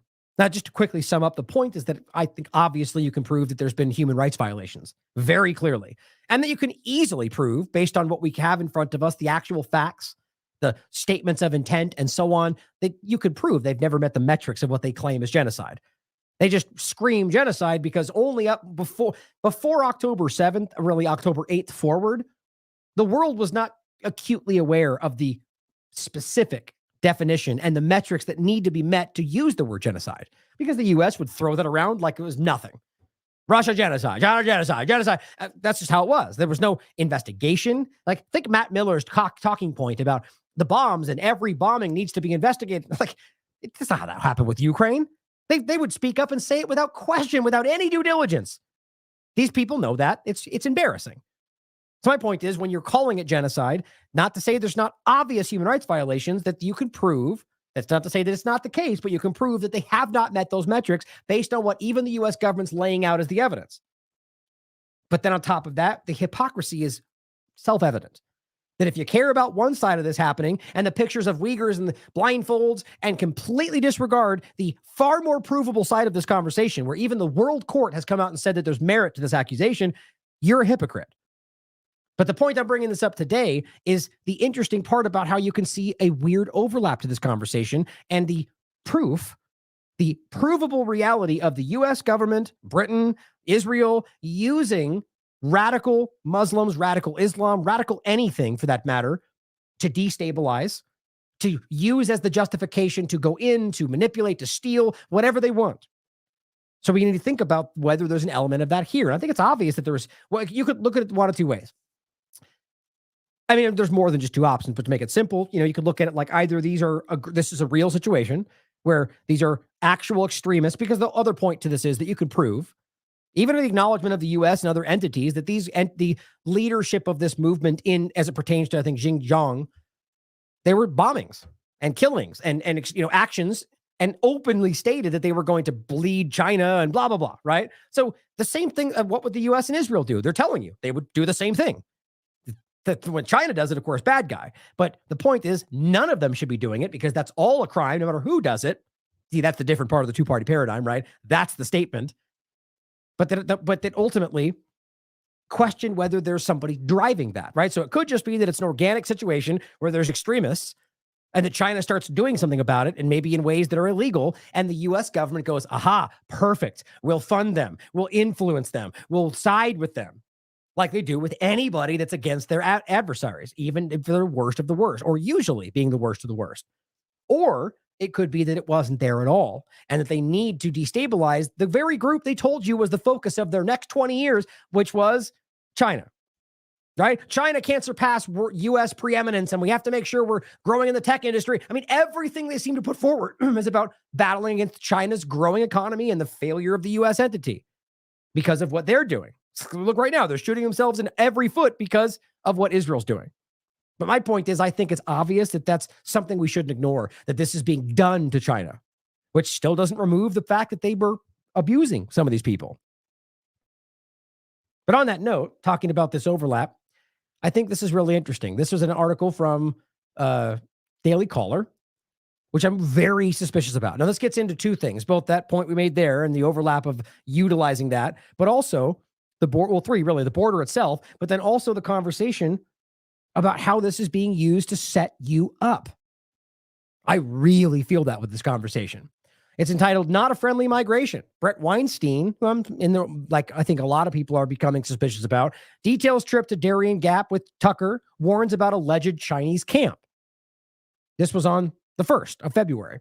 It says biologist Brett Weinstein, why is he going to, Panama? It's strange. Not that he can't just travel there, but this seems like there was an agenda here. And he does express it. He says that Michael Yon, who I'm equally, I have my suspicions about, invited him there. All of this is wildly partisan. And you look into some of Yon's work, you can see a lot of the, they're all, I can't help but feel the very inherent racist tones to a lot of it. Like, you could acknowledge there's weaponized migration and that there's entities, whether it's China, Israel, Russia, whoever, who are using this. But at the same time, not engage with all these people like they're all terrorists or all gross and disgusting and going to steal. And that's how this conversation feels from every angle in the partisan world. But he writes that he a recent trip to the Darien Pass or Darien Gap on Thursday with Daily Caller co-founder Tucker Carlson. warning that he had allegedly witnessed a mass Chinese camp. No, excuse me, he detailed the trip. Tucker didn't go with him. Weinstein appeared on the Tucker Carlson Encounter, one of the many things they're doing, all on X apparently or wherever else, to discuss his recent visit to the Darien Pass, known as one of the most treacherous ways migrants from South America travel to get to the United States. Right, South America being just the, playground for U.S. hegemony, just bombing and stealing and destabilizing, and nobody barely even seems to care unless they're starving an entire country like Venezuela. Either way, as usual, siding with the word, basically, working with Colombia, the leading cocaine exporting country in the world, but then pretending that somehow Venezuela is the narco terrorist. It's just so embarrassing how clearly these people don't care about anything they pretend to fight against. But South America being an interesting conversation because obviously migration is going to largely stem because of destabilizing U.S. foreign policy, because of countries that are impoverished because of what they're doing and stealing and manipulating. But Weinstein stated that he had gone down to the location after Michael Yon invited him to witness specifically these sites. Interesting. This is a camp, he says, that is built as a transit camp. So they're seeing a specific camp. He's saying it's built of containers and various objects to house people. Well, sounds like many of these camps, quite honestly. And it is almost entirely Chinese. Interesting allegation. Now, look, let's be clear. I am in no way arguing that's not possible. The fixation from the right about everything only relating to China seems really disingenuous to me. I see China as one of many possibilities in anything we're talking about. Weaponized migration, I very much think is part of this. But I think that's obviously part of it, but it's almost like we're supposed to be able to see that, and it's supposed to be blamed on somebody who's not doing it. That's how I feel this is working. In order to get people to jump to the border, to act like they're defending something, when in reality, it is about exactly that. Partly, anyway. I mean, these are all my hypothetical, these are opinions. But I think, as I said before, I think it's very obvious that it's one of the clear possibilities is that this is being done to you by an entity that is desperately fighting to both stop the slow dissolving of the support of the United States government of the genocide that's happening. That's one thing to think about, as well as the fact that Israel has always been in a prominent aspect of everything the right's talking about here. Whether you want to talk about the replacement theory or whatever you see this as, Israel has been a fundamental part of that agenda. Now, you could call that racist or whatever else. The point is just weaponized migration, using these things to change demographics, to destabilize entities. I mean, this is a scientifically studied topic that goes back before any of these countries even existed.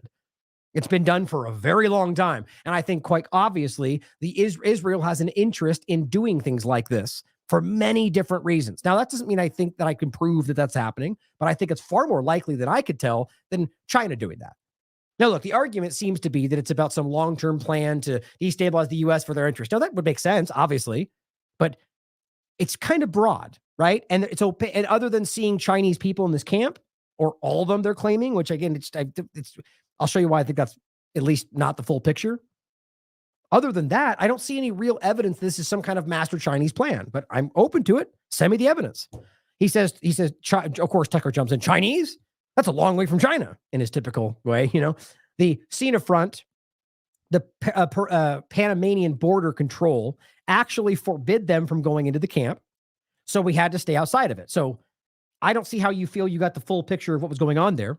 That's the first point. We were also forbidden to photograph it, of course. So what the photographs we did have were taken covertly. So I guess from outside, and you can see some of them here, which seem to show some people that are Chinese entities. Now, of course, it's not going to load because X is fantastic. But it says, wait, may I ask, so is the government of China, do you believe, that's funding this? What a leading question with no evidence to go on. Some Chinese people, so you think the Chinese government, that's the kind of Republican-minded part, certainly ask it. Well, why wouldn't you just as likely ask if it was Israel or Russia or anybody else using all these people? Or just think past the point that maybe the Chinese people are there. Ask yourself this. If China was trying to do this, why would they use Chinese people? Doesn't that seem a little bit too obvious? Right? Or not? I'm not saying I know for sure, but I think it's very transparent that there's an effort to drive in that direction. Now, you could make the argument that the way I propose the Israel aspect as doing the same thing. The difference is that I'm only proposing that as one of these possibilities. And I'm not saying Tucker's doing anything different, but in a broad sense, from the Republican narrative, you can see that this is just wholesale. China did it. Biden's being driven by China. It's about, and it's and some of them anyway. But I do think it's a prominent aspect of this. And I'll show you next, I think, on this next article. It says Weinstein continued to claim that the Chinese migrants had been the opposite of forthcoming. The biologist also described the atmosphere of the camp, noting how there allegedly were an overwhelming amount of Chinese military age men. These are all very broad and unverifiable points to me. And I just don't, the fixation on this. Now, the other part about this is interesting.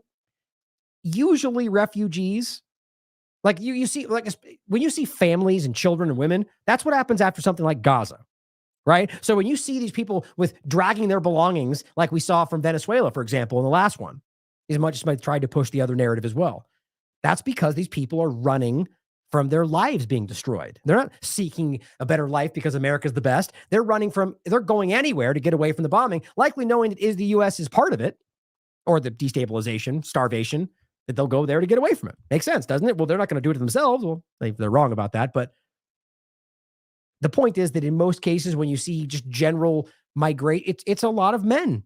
People that are going, like you find this a lot across the Mexican-U.S. border, right? Where a lot of men will go live in the United States and send money back to their families. So it's weird that we have this mindset that because you see a lot of men who are the age to be able, like not old or children, so it's kind of military age, right? You could argue very clearly that if you see only men, that maybe that means there's something else going on. And to be clear, I do think there's something going on within all of this. But I'm just trying to point out how broad this becomes and how it's an invasion without any more evidence. It becomes like the FBI letter we'll get into in a second. I just feel like this is being driven aggressively with very little evidence, and far too many are willing to just go along with it. Quote, it says, and I've been to dangerous places before. This is Weinstein. I've been to places where people fear their government and can't talk to you because they feel it's not safe. This didn't feel like that at all. This felt like people who did not want to share information because it would be a mistake to do so. I would love to see how you glean that from the way they're not telling you things. Now, I'm just going to be honest about that statement. Was one of the most, it gave me the most suspicion. So you're engaging with somebody, asking them questions as some random white guy, as they're in, whatever they're going through, and they don't want to give you answers. And you somehow take from that, that's not the kind of non-answer I get when I'm in a place where they're scared. It's the kind of non-answer I get when they secretly know I shouldn't say anything. How in the world are you going to get? I mean, come on. That seems a little bit over the top to me. It says, and what's more, there was an accident where Michael Yan, who has lived in China, tried to start up a conversation with a guy who claimed to be from Korea, but he tripped him up and got him to start speaking Chinese, and they laughed about it. Okay. As I looked it up, it looks like there's like a 20% overlap, Korean speaking Chinese, and that, anyway, I think it's like English and then something else, and then Chinese, or like the language is secondarily. So my point is simply to say, of course, it could mean everything they're saying, or not at all.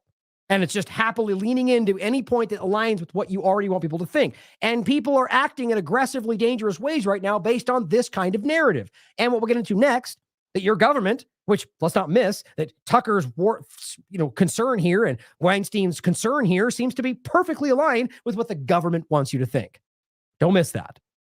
As the southern border has seen a record number of illegal crossings, concerns over who has entered the United States have risen. That's fair. Of course it is. According to federal data, the number of Chinese nationals crossing the border in December 2023 surpassed totals from previous entire years. That is pretty crazy, assuming those numbers aren't manipulated, which that's how we have to engage with this today. It's very easy for them to just completely lie to you about job numbers, about immigration, about whatever they want to, through omission or through blatant misrepresentation. But why wouldn't we ask as one of the possibilities? Because realize that doesn't prove anything. It's a data point which seems to suggest something. But let's say if somebody wanted us to think China was doing this for their own interests, couldn't they just make that yeah. Why wouldn't we ask that? Now, I think it's obvious that there's something going on here, assuming this data is accurate. And it is interesting that they're claiming there's more Chinese nationals in particular in this 1 month than all the previous years. That's crazy.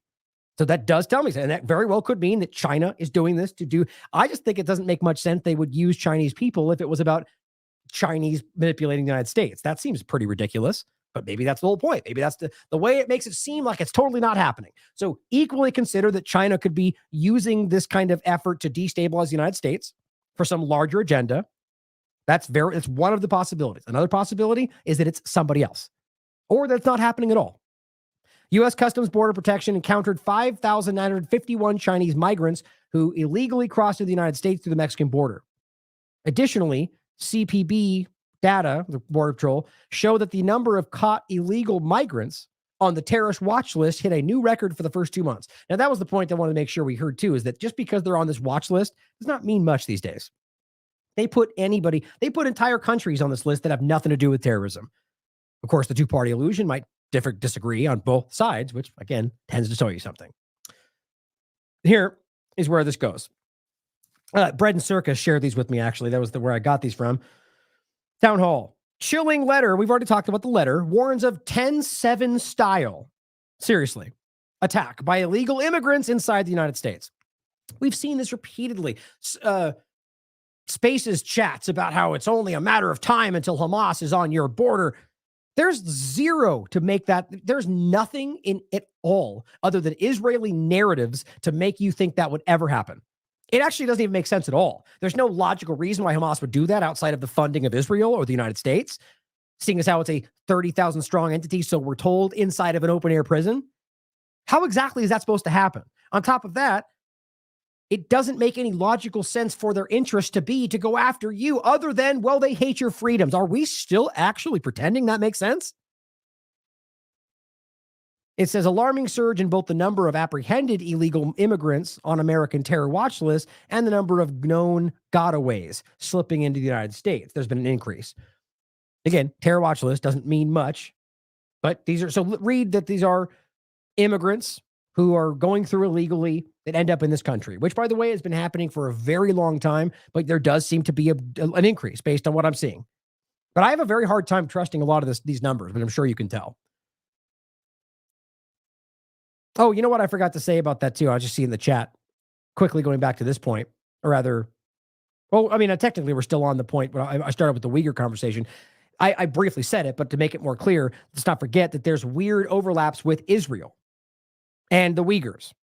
Leaders of these movements saying, I stand with Israel, which makes no sense when you think about the context of what's going on with Gaza, or the fact that you can see U.S. aid funding these groups and Israeli groups funding the Uyghurs. That's what I was saying before, is either they're making this the reality or just simply fixating on a group that's already there to manipulate. Either way, it's the same point at the end. So when we can see the U.S. aid funding, it's almost always what we think it is, because that group is a regime change entity. That's what they do. So back to this point. It says wars and espionage and bombings and riots are sadly familiar delivery systems of instability, intimidation, and security, writes the former FBI's. Yeah, you know why? Because they did that. In fact, that's what the USA does. That's what the CIA does. That's what the FBI does. Even in this country, mind you. They use riots, protests, and shootings, and they use it for instability, intimidation, and security. It's what they do. That's a matter of policy, and that's why they're either projecting or they see the same thing because they do it. The threat we call out today is new and unfamiliar. Not really, actually. The Veterans of Federal Law Enforcement explain. It's the letter we already read to you from the former FBI agents. In its modern history, the U.S. has never suffered an invasion of the homeland, and yet one is unfolding now. That is a very irresponsible way to put that. They may believe it, but the reality of making Americans think that they're being invaded when all you can prove is that there's immigrants coming through. Like, even reading this letter and putting forward what they say, this is a hypothetical reality, and they're pushing people to think that you're currently being invaded, and now every immigrant is suddenly suspect. It's what they've always done to you, whether it's Muslims or Russians. They pitch you against the people of the world for their benefit. Military edge men from across the globe, many from countries or regions not friendly to the United States, everybody, and landing in waves on our soil by the thousands. Town Hall watched along the U.S.-Mexico border over the weekend. Another group of illegal immigrants walked up to the border wall to surrender, claim asylum, and be processed. Okay, wait a minute. This is the kind of point that I keep making, where it's just become by default that anybody gravitating towards the border is an illegal. Well, that doesn't even make sense. If you haven't even crossed yet, how are you an illegal? How do you know how they would want to engage with that process? You don't. And so what they basically say here is they watch a group of illegals walk up to the border. So right there, that's ridiculous. What you saw is a bunch of people migrating, going up to the border.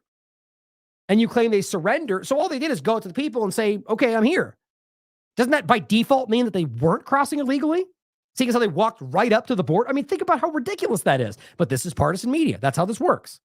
Now, in no way am I trying to belittle the fact that there are a lot of illegal immigrants, but it's important that we don't just broad stroke these people. That's gross, racist, insensitive to what they're going through that your government's creating in some cases. Is what they keep doing. There's all illegals. I mean, in fact, that's what I think Michael Yawn's done more than once. But it says the 22 illegal immigrants, including 4 unaccompanied children and 1 single adult male, seen entering by town hall. Doesn't that seem to challenge the narrative? They're all men. So the one time that when they're watching, they see 22 illegal immigrants, really immigrants who engage with the process of the border, so not illegal, but 4 unaccompanied children and only 1 male. My point? So clearly it's not all one thing. I just think I think we're being driven right now. I think it's very obvious. In fact, what's interesting is even people who disagree with my overall stance, like saying China may not be the one, just as a hypothetical, I'm not saying it's not, would also agree that it's weaponized migration, right? So I definitely think we're supposed to see that. We're just supposed to allot it to something else. But if we all can recognize that it's being used, can't we at least ask whether it's your own government doing this in order to trap you in this kind of an agenda as one of the possibilities?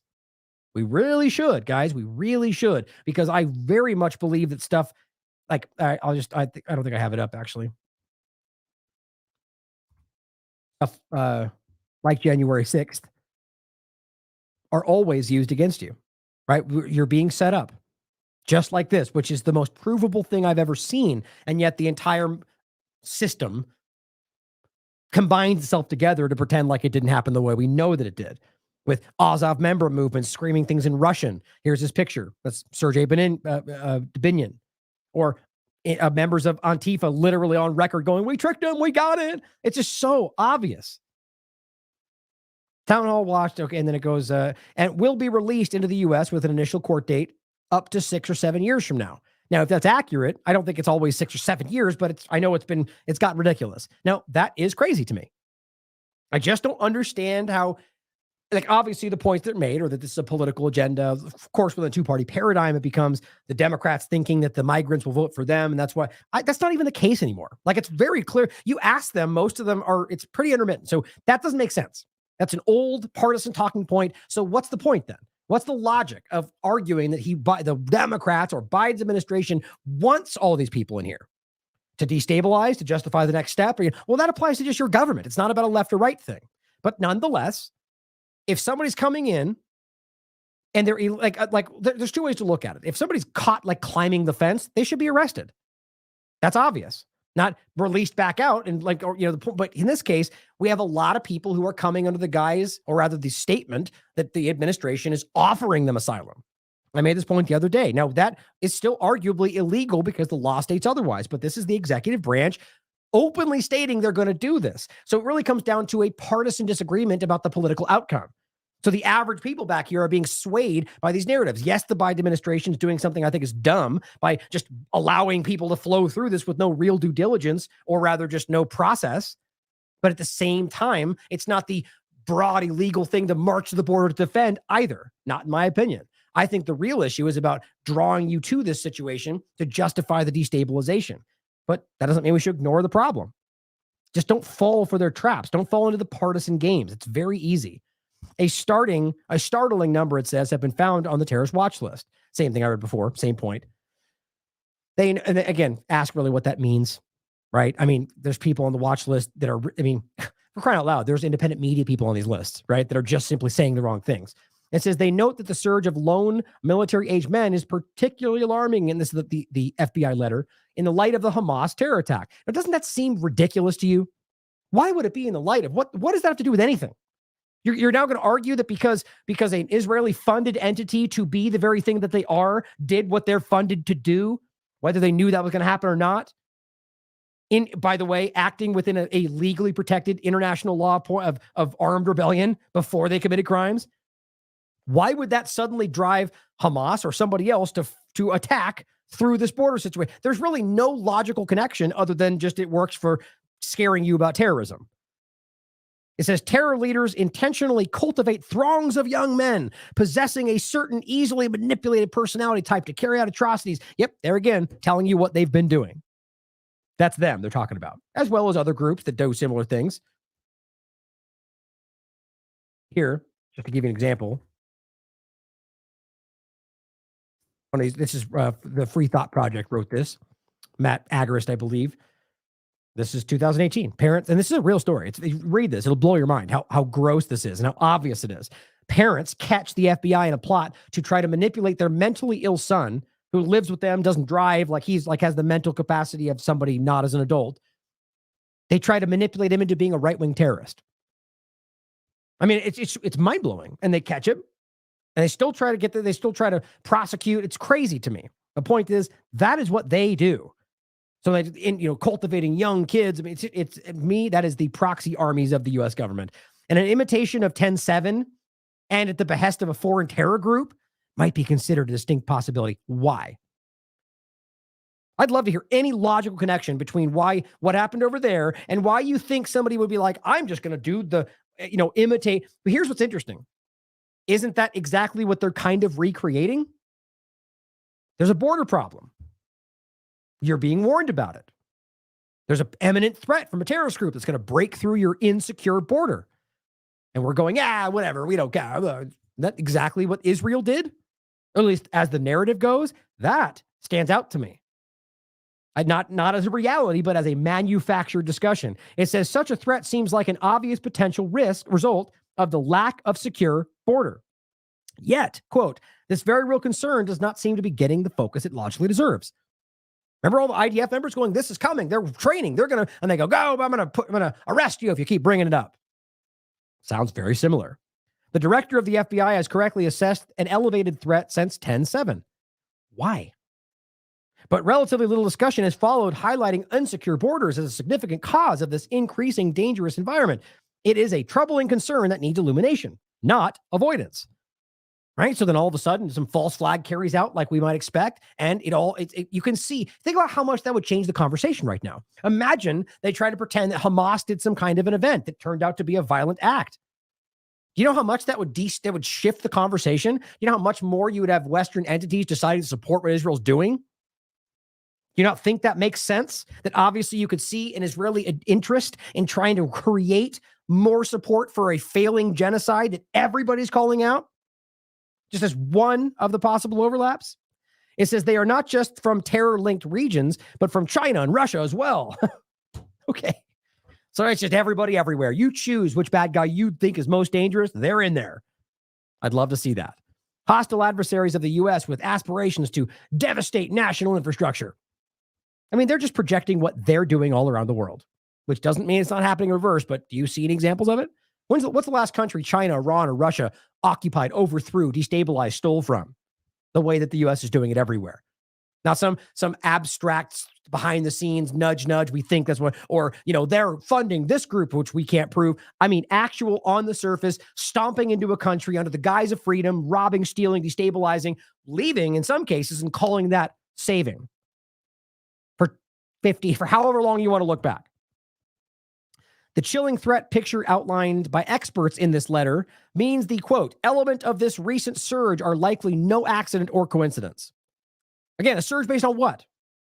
What threat are you pointing at other than what happened in Israel that you have any influence here?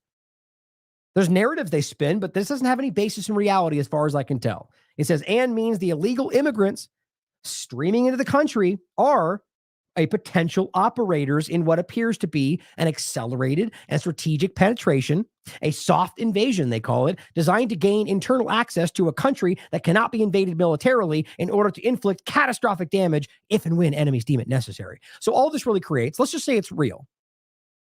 What does that do? Well, it creates an air of we're always at threat. We're always at risk. Anybody, anywhere could be one of them. And that's always where they want you. Even if it's real, understand. because now they're in charge. They're in control. They need to act to protect you. It's like the war on terror all over again, except inward. Exactly what we told you would happen. Whitney and I have been trying to tell you that the war on domestic terror, before that even came along, was that it was now internal. I mean, even as she coined during COVID, that the war is now, how'd she put it? Your body is the new battlefield, right? But it's the same kind of dynamic. We're watching this play out. Now then, think about this being not real. So the only threat is their use of this threat to take from you. Now, I think it's both. I think there's an overlap here. I think that they're very aware that we don't trust them and we question everything, so they use real threats like they have before. But either way, and I know, speaking hypothetically, really, because I don't know for sure, that saying appears to be a strategic penetration, soft invasion designed to gain. So you're saying that people are deliberately trying to come through the border illegally, which, by the way, then means that they might not get through in some cases, but as the point is, most of them seem to be getting let through. And then they're recorded, right? They have their name, their face. Why wouldn't they do this in a different way? Like, do you realize you could just, I mean, let's just say this was an effort to actually influence, like they're saying, an internal invasion that's not in some immediate point, but still over time, right? When they deem necessary. Well, why would, there's 1,000 ways that are monumentally easier and not on the surface. You see, the only time you have these things on the surface where you see Chinese people and they're pushing through is because they want you to see that. There's so many ways they could do this where it wasn't the obvious connection point, where Chinese people means China. That they could do it in a way that you would never see using actual passports or getting through in ways that we never actually see that actually still happen, or tunnels or whatever else. That's what would probably actually happen if this was really what they say it is. That's my opinion. My point is, when we tend to see this very on the surface, where all the things seem to connect just the way they're telling you it looks, and it's a little too obvious and a little too simple, and it works just, I mean, that we should see as a red flag. It says, quote, "The country has been invaded, and an invasion that will continue as long as the nation's enemies perceive it will be tolerated." So it's just past, right? We're now way past that. It's already done. They're here. They're everywhere. You don't know who they are, and it will continue that way until we do something about it. I feel like that's a little bit hard to take.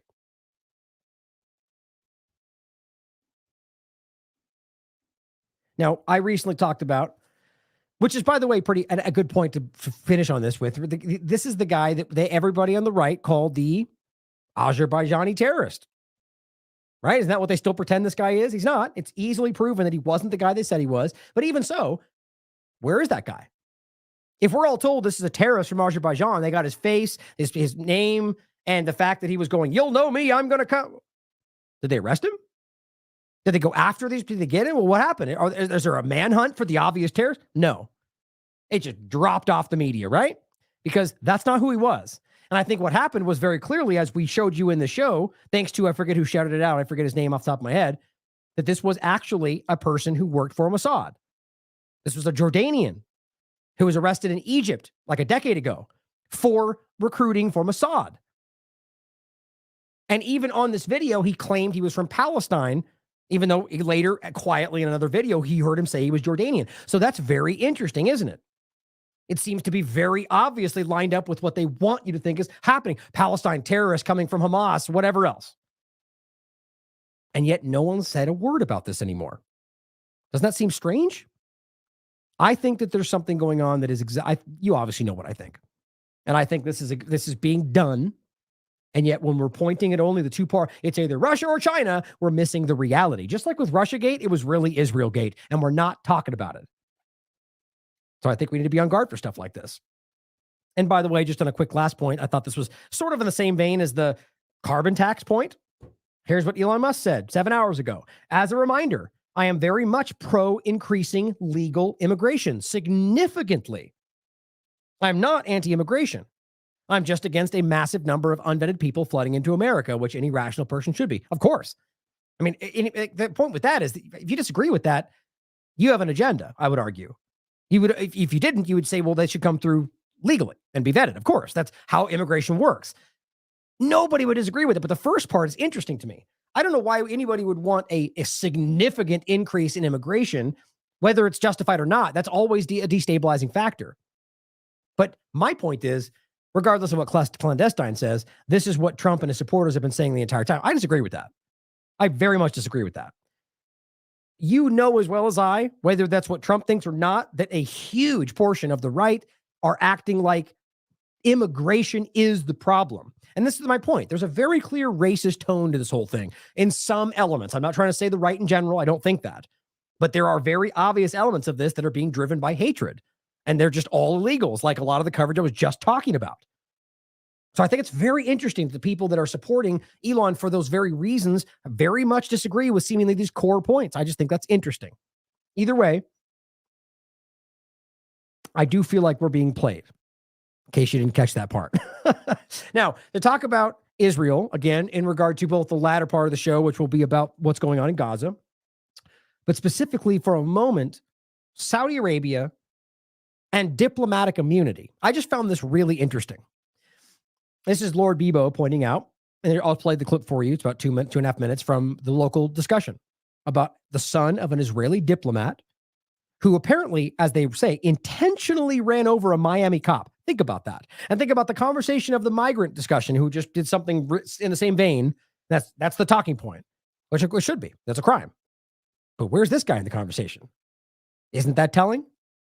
But they think he's going to be released because of his father's position.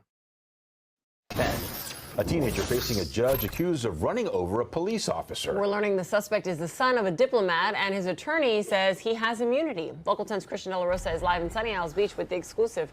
Cristian.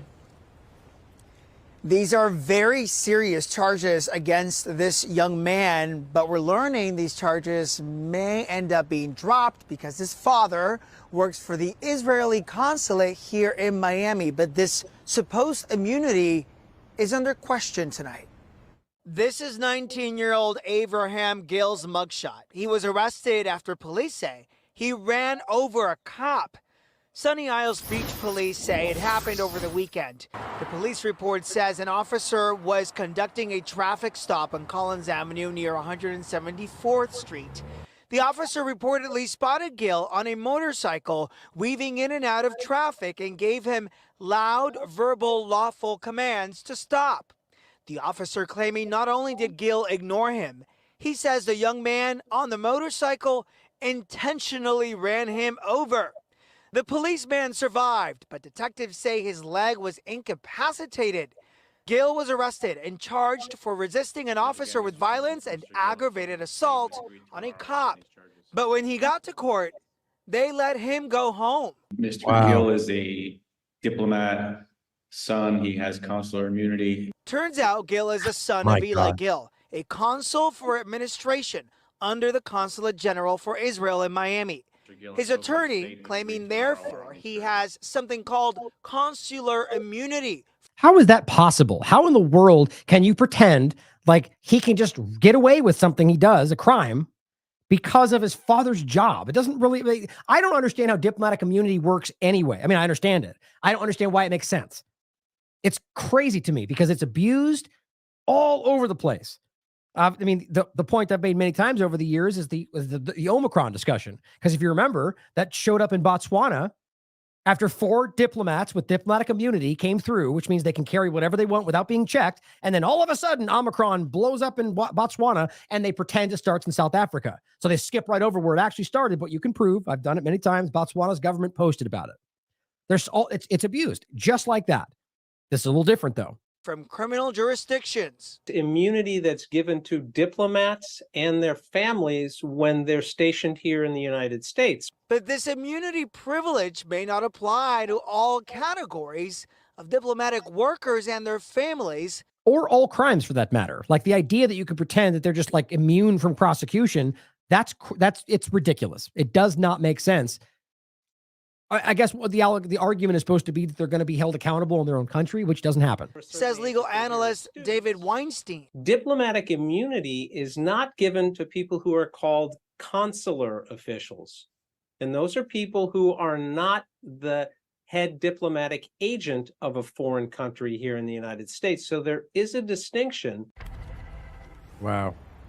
So we've been reaching out to the Israel. So the point sounds like they just abuse this. They don't technically have diplomatic immunity because they're consular. It's not, as he said, it doesn't apply to the consul position. So they made the allegation, and apparently through whatever political influence they had, got this kid off for running over a police officer intentionally. Consulate here in Miami for their reaction and to ask them directly if they believe this consular immunity applies in this case. So far, their comment has been no comment. Right, of course. Because there's no follow-up, because you got the Israeli diplomat's son off of a crime, and that's what happens. It's over now. Well, just in case you think this is unique, let me show you something. Oh, actually, these should be after this. Hold on. Oh, that one does. So we talked about this a while ago. This is something, this was a show I did. Or is it an article? Actually, I think I wrote an article on this one. Nice. It's been a while. Oh, no, excuse me. Zero Hedge posted this. This is, it's titled Rich Saudi Students Vanishing Across the U.S. After Kingdom Makes Bail on Rape and Manslaughter Charges. And worse than that, Oregon Live is the one that broke this down.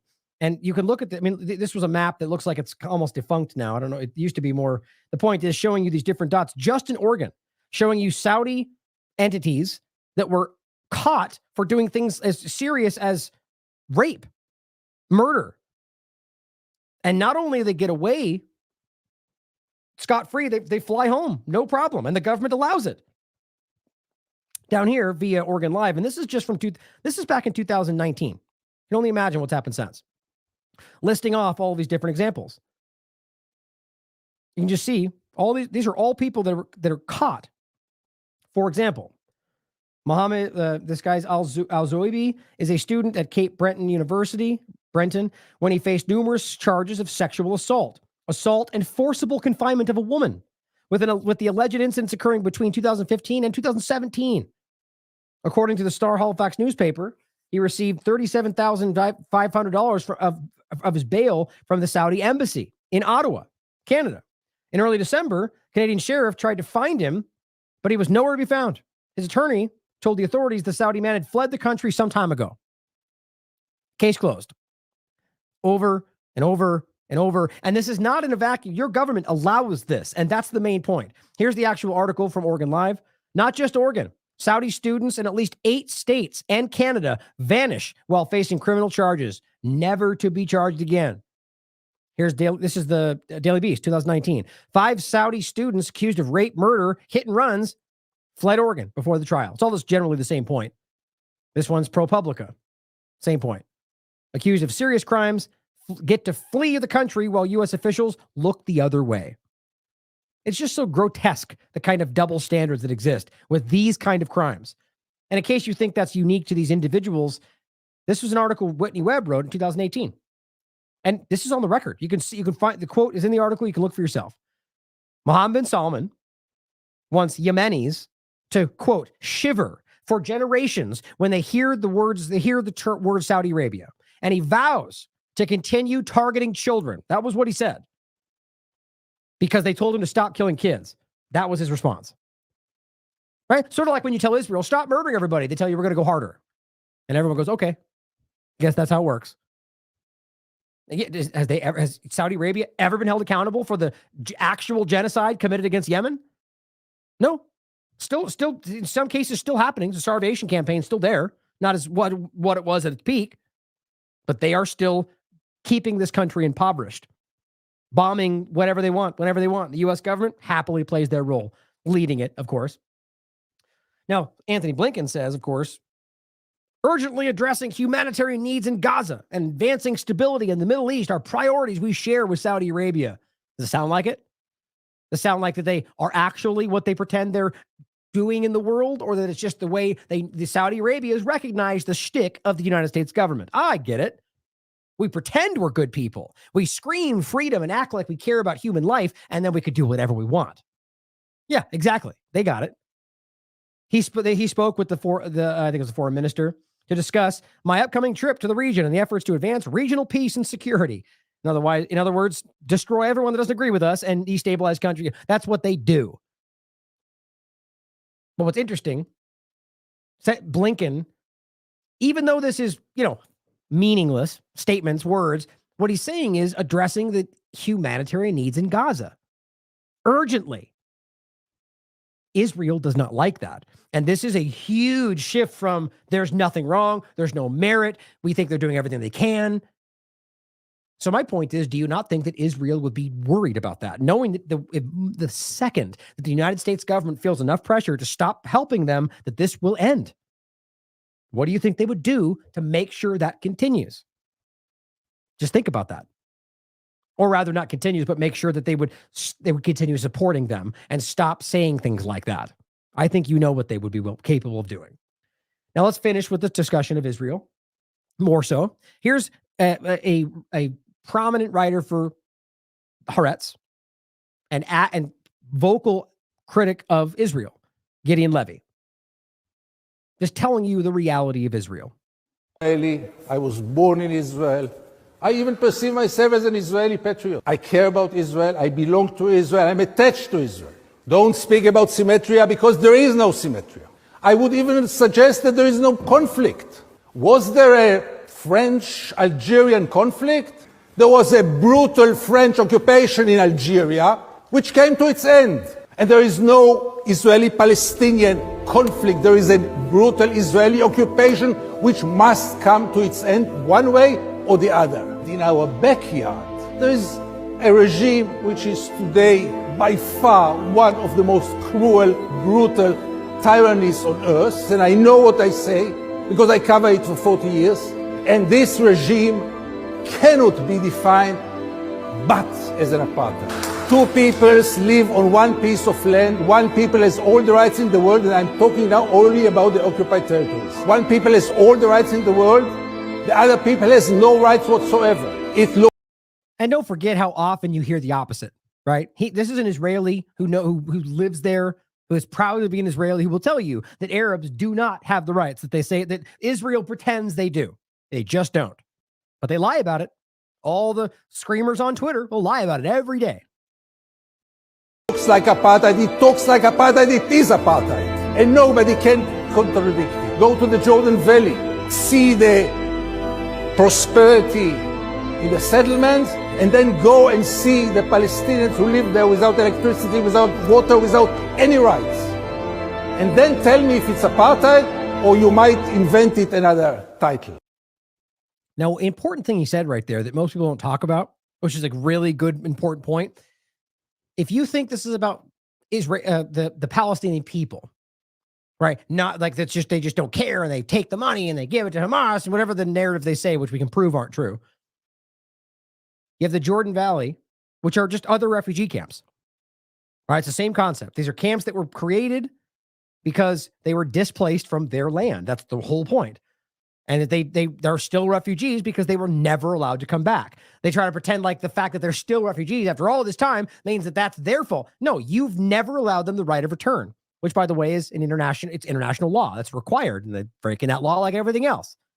The point is that in the Jordan Valley, they're prospering. You know, it's better, much, much better as they are continuing to grow and thrive because they're not under the boot of the Israeli government. It's very easy.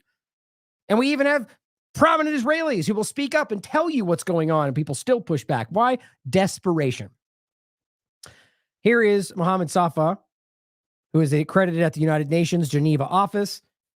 And he's been prominent in speaking up what's going on there. He's a diplomat, telling you over 100,000 Gazans, Palestinians, are either dead, injured, or missing and presumed dead. So the point is, I think generally right now, actually we could double check with Euromed Monitor. I'll do it later. The last graphic I saw from them was the middle of January.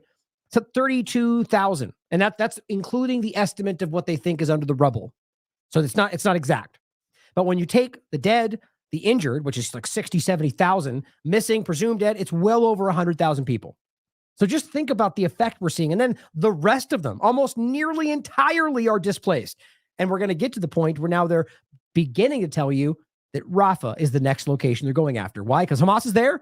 Man, who cares? They're not even claiming that anymore. We're just telling you we're going after Rafah next. That's what they're telling you. So it's Khan Yunis, from one location to the next. We're going to drive you there. We're going to bomb there. We're going to bomb you on the way. Now it's Rafah. Where's Rafah next? we're going to push you into Egypt. That was always the plan. And they're going to force the world to say we have to because they're going to kill them anyway, as if that's the only choice.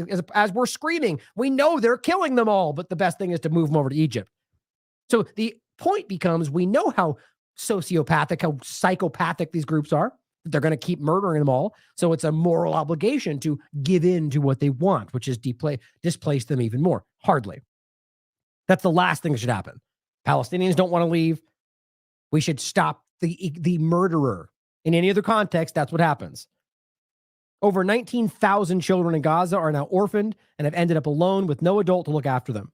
As he writes, a Holocaust is happening right before our eyes, and the world is silent. Middle East Eye Point, and this is more of the specific numbers. Again, the 26,000 number is what they know for sure is dead, not counting what they're estimating on, and those numbers vary depending on the location.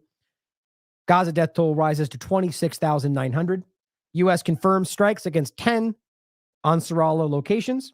Israel, quote, almost systematically denying aid deliveries, according to Doctors Without Borders.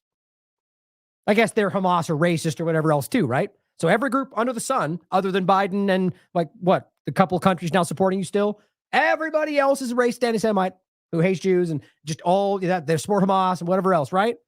How simple that is. The schools and the hospitals and the ambulances and the UN, and they're all Hamas. Amazing, the influence they suddenly have around the world, right?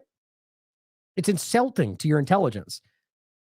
They are denying aid deliveries while pretending they're flying through, like David would tell you online. This is an important clip, actually. So one of these guys has the courage to actually point this out. And you can see it on the guy's face. It's almost like he's coming freshly aware. I'm not familiar with his work, but that he's stricken by this. You know, like you just said that you were worried about civilians. We are now at this level. And the way he responds, it's just gross because of how it's just methodical. Well, we speak with our counterparts and we tell them we care and we tell them they need to do everything they can. It means nothing right now. Okay, are you going to say that again when another 30,000 are killed? Well, we spoke to our counterparts and we told them they need to do more to protect civilians. It's just painful, and yet they just keep doing it. December, in your speech at the Reagan Library, you told Israeli leaders they have to protect civilian lives in Gaza. Since that speech, 12,000 more Palestinians have been killed. We're now at 27,000 killed. Why are you still supporting this war when this government, that is the most extreme in the history of Israel, led by someone who refuses to recognize any political right for the Palestinians, right, and with elements that are calling for ethnic cleansing and displacement of Palestinians? Do Palestinians have the right to dignity? As you said in Angola when I was with you on the trip, you said the future belongs to those who protect dignity, not trample it. 12,000 have been killed since he says they need to protect civilians. 12,000. This is his response. Yeah. I said that in the speech at the Reagan Forum. I felt like he was asking him right there. Right? Like, yeah, you did. I've said that to my counterpart, Minister Gallant, every time that I talk to him. See? And I talk to him every week. Okay, so you tell him dignity matters every time. And then they go out and murder children. And you see him the next day and you go, make sure you care about dignity. Yeah, I got it. And he goes out and kills 20,000 more. At what point do you realize that you're ridiculous or that you don't care?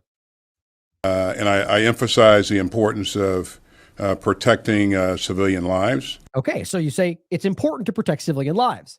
And then they go out and they kill a bunch of children. The next day you meet them. You go, hey, I told you it's important to care about civilian lives. And they go, we know. And they go out and kill a bunch of doctors, bomb a hospital.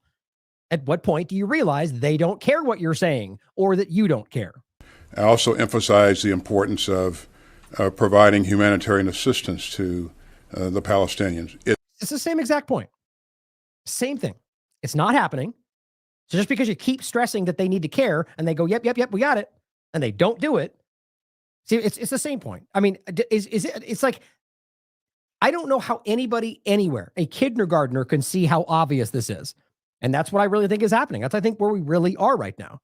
Every single person who's in any way paying attention either agrees that it doesn't matter that Palestinians get any help at all, and hate them and want them to, and so they don't care. We'll go along with whatever narrative because Palestinians shouldn't exist.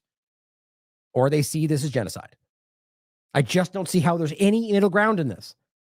It's critical. It's really important. There's no question that this is it's been a tough conflict. But as I said earlier, we are starting to see the Israelis kind of shift their stance and change their approach to a more focused and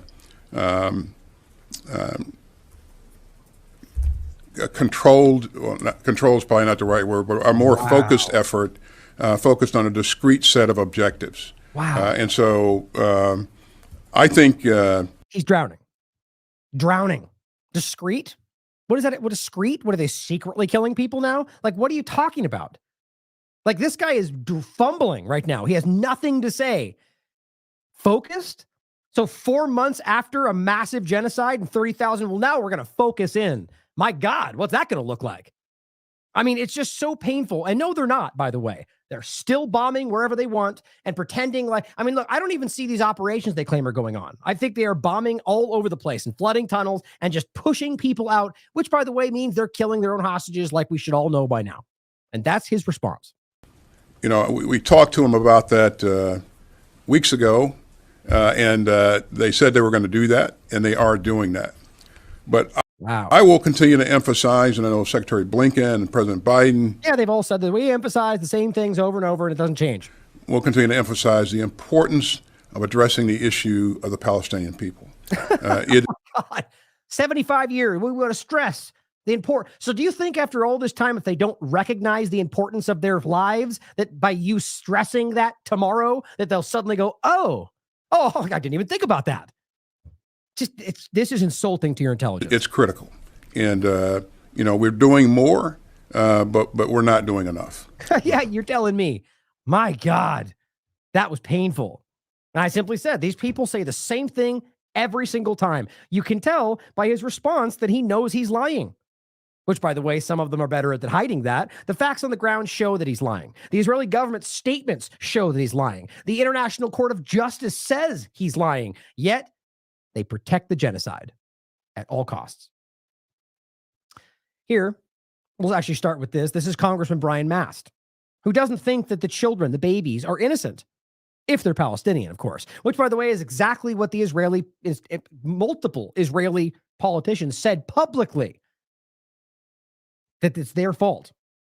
Children, like babies, infants. Remember, this is the congressman of the United States who put on his IDF uniform. It wasn't a stunt. He's in the IDF. Do you know of any other entity that is allowed to be in a foreign government's military? I don't know why that's not the craziest thing in the world, but apparently it doesn't matter. If you claim it otherwise, you're a racist. So the Israeli government would tell you. Here he is speaking to his constituents and could care less what they have to say. You're heartless. Do you realize how heartless you are? It'd be better if you kill all the terrorists and kill so just everyone. for the podcast, $452,000 from pro-Israel lobbies. Just pretend like that doesn't influence his talking point. It's not a solution. Kill all the terrorists and kill everyone. It says, I would be better if you kill all the terrorists. Better if you kill all the terrorists and kill everyone. Kill everyone who are supporters. So he literally just rationalized killing everybody, a Palestinian who supports Hamas. So the same argument from before. Well, you voted for them, so you're responsible. Except that doesn't apply anywhere else, or us for sure, right? Oh, well, you voted for Biden, so therefore we can just murder you because we deem you bad guy, or vice versa. Far more in the other reverse, I think. Think about that statement, though. So they're not allowed to support people who you disagree with, and you're willing to murder them because they have an opinion you don't like? This is a Lindsey Graham level of stupidity. It's not a solution. Oh, it's a great solution. Yeah, it's not a solution. It's a great solution to kill everybody we disagree with. See the pictures of all the babies being killed? These are not innocent Palestinian civilians. She said, you see all the babies being killed. His response, these are not innocent Palestinian civilians. This is what it looks like to be paid to be stupid. You think he really believes that? I mean, I don't know how anybody, I mean, it's certainly possible. That makes him a horrifyingly bad person. I think it's because he's being paid. Innocent Palestinian civilians across the world. When you're looking at the 500,000 people starving to death, are people that should go out there and put a government in. Oh, should they? So the people starving to death should have built a government, right? While they have no access to everything they're supposed to need to do that, right? Or are you arguing they should put up a resistance to the terrorist group that Israel's funded to stop what they are trying to do, right? Like fight them out of the way. Like just the lunacy of arguing that that it's their fault that Israel funded a terrorist group in their location that they were put in and can't leave from. Or let's just say it's an organic situation that somehow they're responsible to change the dynamic when they don't have any funding. Israel controls literally everything that comes and leaves its location and doesn't give them the things they need to actually grow and change, which has been proven by the UN 100 times over. But I forgot the UN is Hamas now, so we ignore that. This man is a lunatic. In place that doesn't go out there and attack Israel on a daily basis. Yeah, and you would never hear him acknowledge the obvious fact that Hamas was funded by Israel. Kids, 7-year-olds, 11-year-olds. Right, that's the point too. We're talking about what the infants, children that have nothing to do with this. You can't do, even if you agree with his entire argument, there are innocent people that are trapped in that situation. And his argument is kill them all because their parents didn't vote the right way. They destroyed more infrastructure in Gaza than they did in Dresden. So that is like the And there's more infrastructure that they needs to be destroyed. He just said that. So the point is that in this situation where you're pretending you're pinpoint targeting Hamas and not flattening the area for settlements that are going to go up, that they're telling you or their vote that everyone's cheering about and their own ministers are calling for, he says there's more infrastructure that needs to be destroyed. Do you realize how crazy this is? Like, these people need to go to prison. Like, these are the kind of maniacs that they point out everywhere around the world. You just called for a war crime openly for infrastructure civilian, not because Hamas is there. He just blatantly said it. There's more infrastructure needs to be destroyed. How much you want to bet he's well aware of the settlement projects and the fact that he probably has interest in them? Just my opinion. Either way, he didn't say Hamas. He said the infrastructure. He's a part of the problem. More of Gaza than what happened in Dresden. Did you not hear me? There's more than that that needs to be destroyed. There's more that needs to be destroyed. And there will be more that gets destroyed. Wow.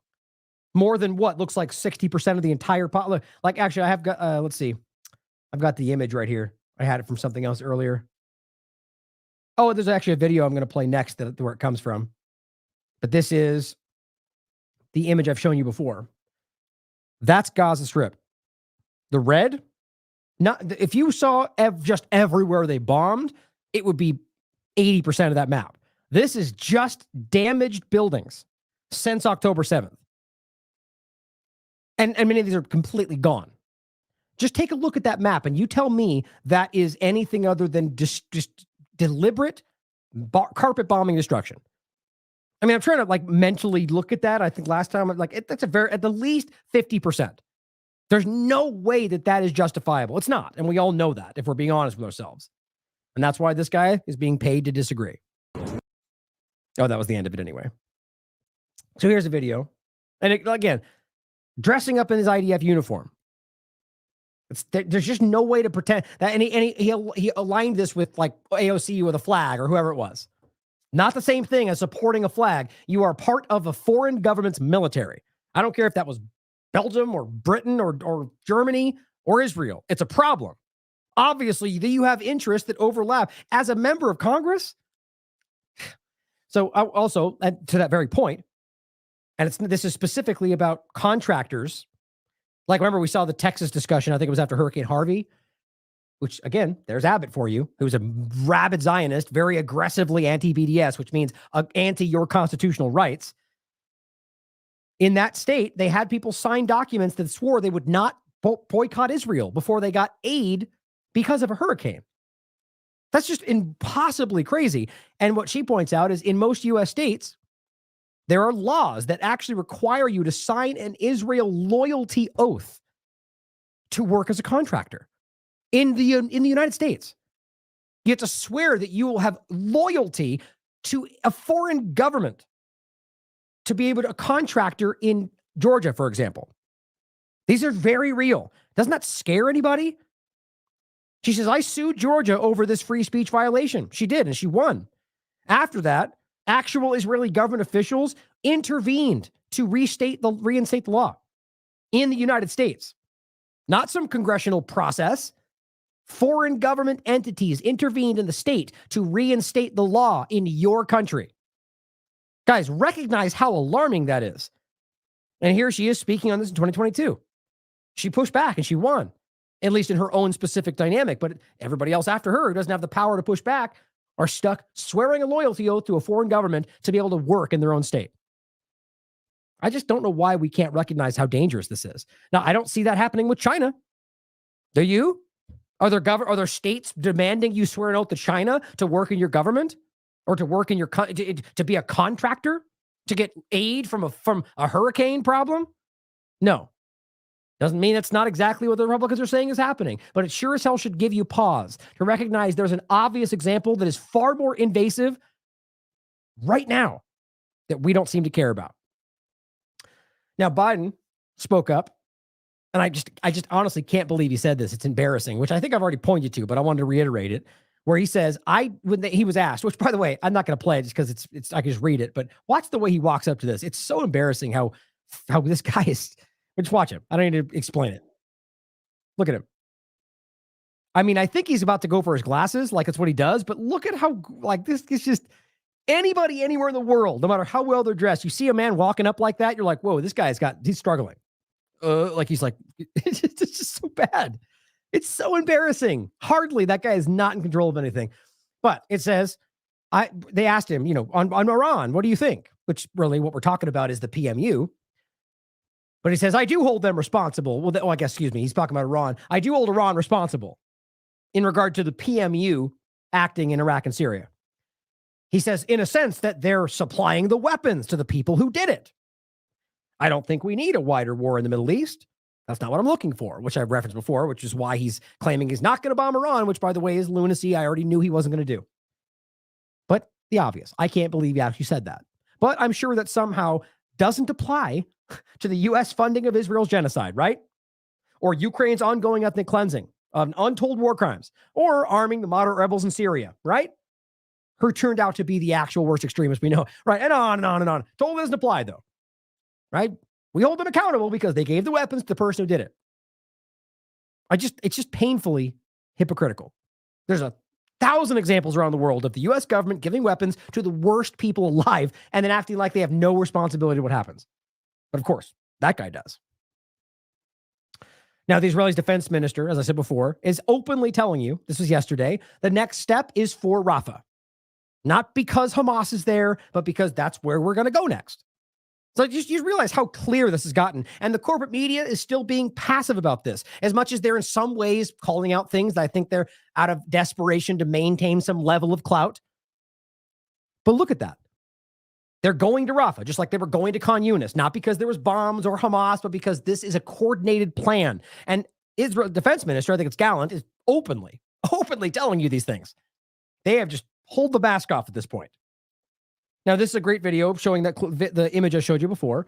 Israel's defense minister saying he's targeting Rafah. And this is this person's video I'm not familiar with, but kind of pointing out his thoughts on this and showing you, as all of these things have gone, where they're now bombing or planning to bomb the designated safe zone. And don't forget, in a New York Times investigation and Haaretz following up on that investigation, both prove to you that Israel is knowingly using the most destructive bombs, the 2,000-pound dumb bombs provided by the United States, to specifically bomb the areas that they were just told were safe. We've proven this in 1,000 different directions now. The UN's pointed it out. UNRWA's pointed it out. Haaretz has even pointed it out. They're bombing the places they tell them to go to. That's how obvious this has all gotten. It's beginning to really, really be hard for me. That not just that these people know this and they were trying to conflate it, but that they've even begun being honest about what they're doing, and we point to it and still it doesn't stop. This is getting the point this is where it's getting for me right now, is it's not about the people who are obfuscating this. There is a massive amount of people out there that are not doing anything. They're not speaking up, and you see it. We know you see it. Do something about it. We need this to stop. Here's something which I just can't understand how it doesn't drive any decent thinking person insane. This is a map of the Gaza Strip, which incidentally shows the obscene extent of the damage to buildings and infrastructure. I could talk about this the entire video, but let's just leave it at that for the moment. So in the beginning, Israel told people to evacuate this part over here, the north, where most people live. That's where Gaza City is. So they did, and then Israel destroyed it. Same thing for central Gaza. At that point, millions of people had done what they had been told to do by Israel, which is to flee to the south here. And then what does Israel do? They tell people that they're about to invade Khan Yunis, which is in the south here, and tell all of those already displaced people, plus the residents of Khan Yunis, to flee to the extreme south in Rafah. Now, remember, guys, every time these people move, they're marching, 10, 20 kilometers, and then they have to live. And you've seen some of these really, almost inspiring videos of mothers that have created like these tents that almost look like homes. They build that, and 30 seconds later, you have to get out of here. Half the time, they can't even grab their things. They rush them out and say, you have to get out of here. We're going to kill you all.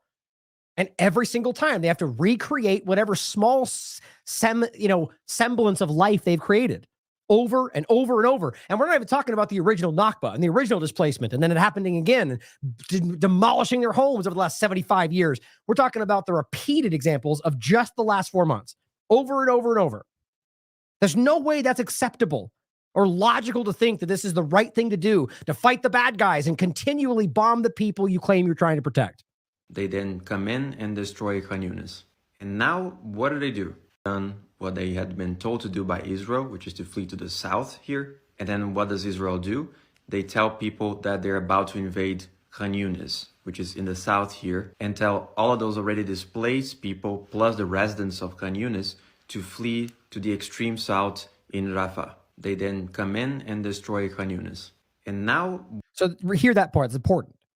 Under the argument that you get out of the way, we're going to bomb this place. And then they all went out of the way and they just didn't do anything. See, because they got what they wanted. The people out of the way. It's not about Hamas. It's about going after Palestinians and displacing them out of the country. What do? They announce that they're going to invade Rafah next, which is the end of the line. There's nothing south of it for Palestinians to flee to.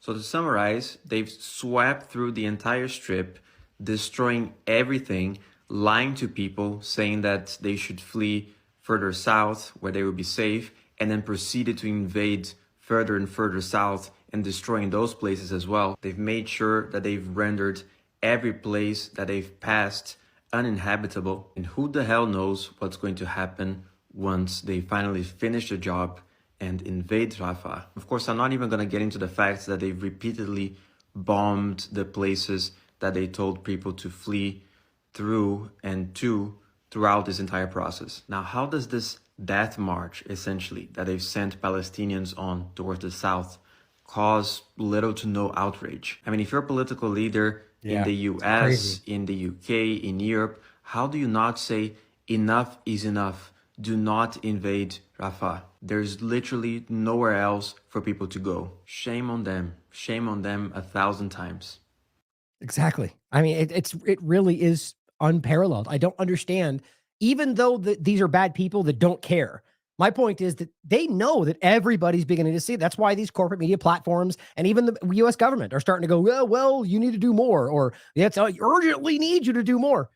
That's them doing their meek effort to look like they care. They don't. Based on his point, though, is that how is it possible we can watch this just ongoing 4-month genocide, this slow rolling, slow motion train wreck? I mean, not even really. It's like a fast action on never ending train wreck.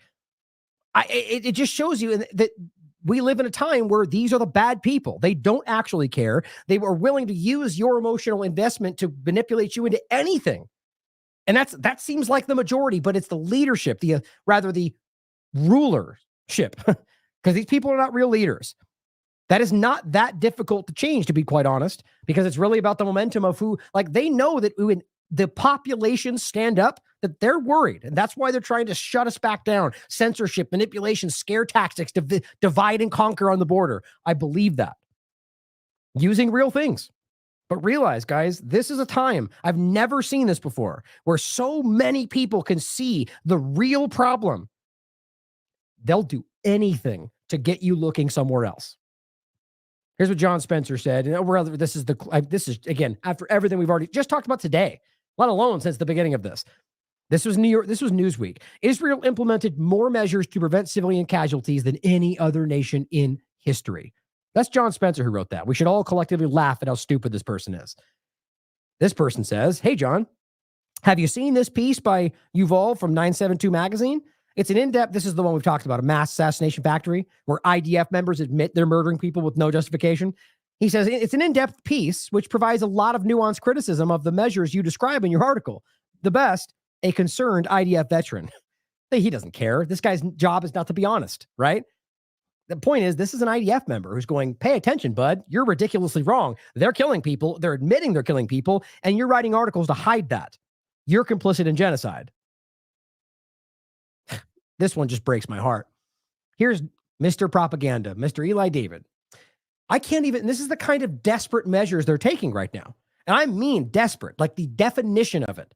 So right now, as I said, as we can all see, people are overwhelmingly beginning to pay attention to this.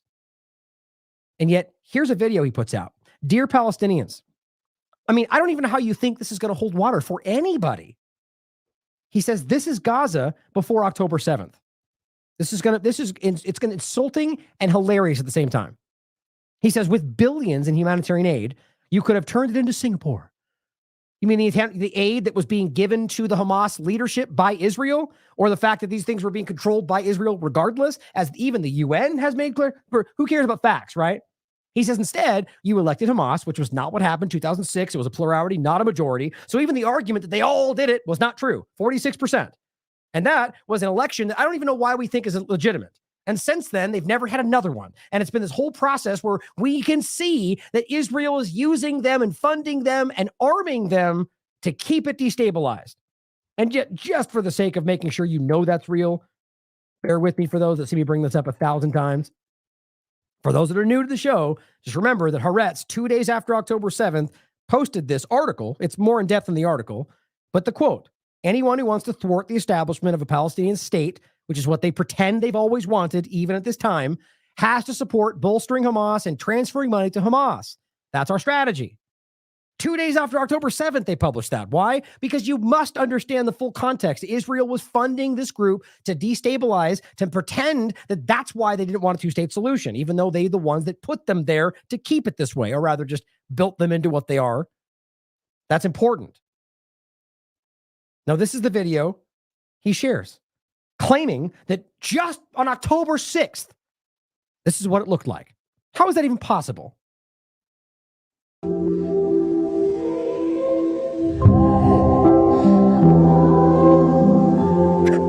mean, my God. Yeah, those are the boats of the Palestinians were in case, when they don't get shot by the IDF who randomly change the nautical amount they're allowed to go out, right? This is just, it's independent from reality.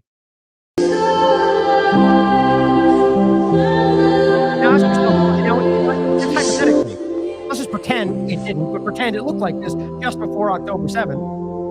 Now, obviously, there are select shots that are, in some cases, what it looks like. My point is, why would it not look like that today? Are you suggesting Hamas is bombing the location? No, Israel has flattened it all. Now, you can argue that's because Hamas, but you just pretend that everything they do from now forward forever is Hamas's fault. Therefore, we blame it on them, even though Israel's the one bombing, killing their own people, killing the Palestinians, flattening all the infrastructure. So it's their fault, regardless of whether it's due to Hamas actions. But even then, my point is most of these shots are manipulated or shots of things that are dishonestly showing you a frame that doesn't include the ghettos of the Gaza open-air prison. Like, look at this. What are you talking about? You get the point. It goes on like this forever. I mean, this is insulting. You realize the kind of horrible, there's not a word strong enough. The kind of despicable person that would frame this way while you're knowingly hiding the open genocide that's being carried out on these people. And knowing that your government has allowed the destruction and the siphoning of everything they ever were, and you blame it on and pretend like it was a paradise the day before October 7th. And here's how somebody responds. Actually looks great before the unnecessary war. Again, literally that it looked different just before October 7th and could have brought in money, jobs, economic expansion to benefit all Palestinians. Sure. Of course, if you omit the reality that the Israeli government was stepping on their necks and destroying everything they ever were and stealing all the money and giving it to the people they used to destabilize them, but sure, why not? Unfortunately, he says, we know what ended up happening. We hear the reasons why, but for many, it makes no sense. My God. But my point is, guys, that this is desperate, and all it's really doing is serving to show people how ridiculous they are. I really think that's what's happening. Now, Wyatt Reed, quick point kind of on the overlap of UNRWA, to kind of, for the most part, wrap up, points out last week, EU nations cut off funding to Gaza's main aid supplier, while they're starving them to death, because it's previously employed a few since fired alleged Hamas members. Never even, the point is that even the research by the Israeli media showed you that it was flimsy at best, a bunch of insinuations and torture-derived statements. And even then, they fired him and then did their investigation. The point is, I think even the Sky News broke it down to being like one person, like ultimately 4 people at best that they're alleging that might make sense because one's dead, one was never UNRWA. It's already been broken down to show you that most of it was a lie, even if the core allegation was true, and that's not provable. And even then, it's not surprising that there might be some overlap to a group that is in this area. But my point is that they've defunded the entire 30,000 person entity while they're starving these people. But it says this week, EU nations announced that they're sending $50 billion to Ukrainian army, which, by the way, is still home to thousands of swastika-covered Nazis. But no big deal. All makes sense, right? Think about that. You pull it off the allegation they work with a group that, by the way, Israel funded to be that way, while funding openly an entity that Israel also funds that are openly extremist, openly authoritarian, openly fascist, and in many cases, actual Nazis, which is the case. Here's the example I've shown before. Rights groups. Now, of course, it's behind a paywall now. You ask yourself why they would randomly put an old article behind a paywall. It's because it's not something they want you to pay attention to because it's gotten a lot of attention because of people like me. But here, I'll put it on the Wayback Machine for you guys and I'll include it. Rather the archive.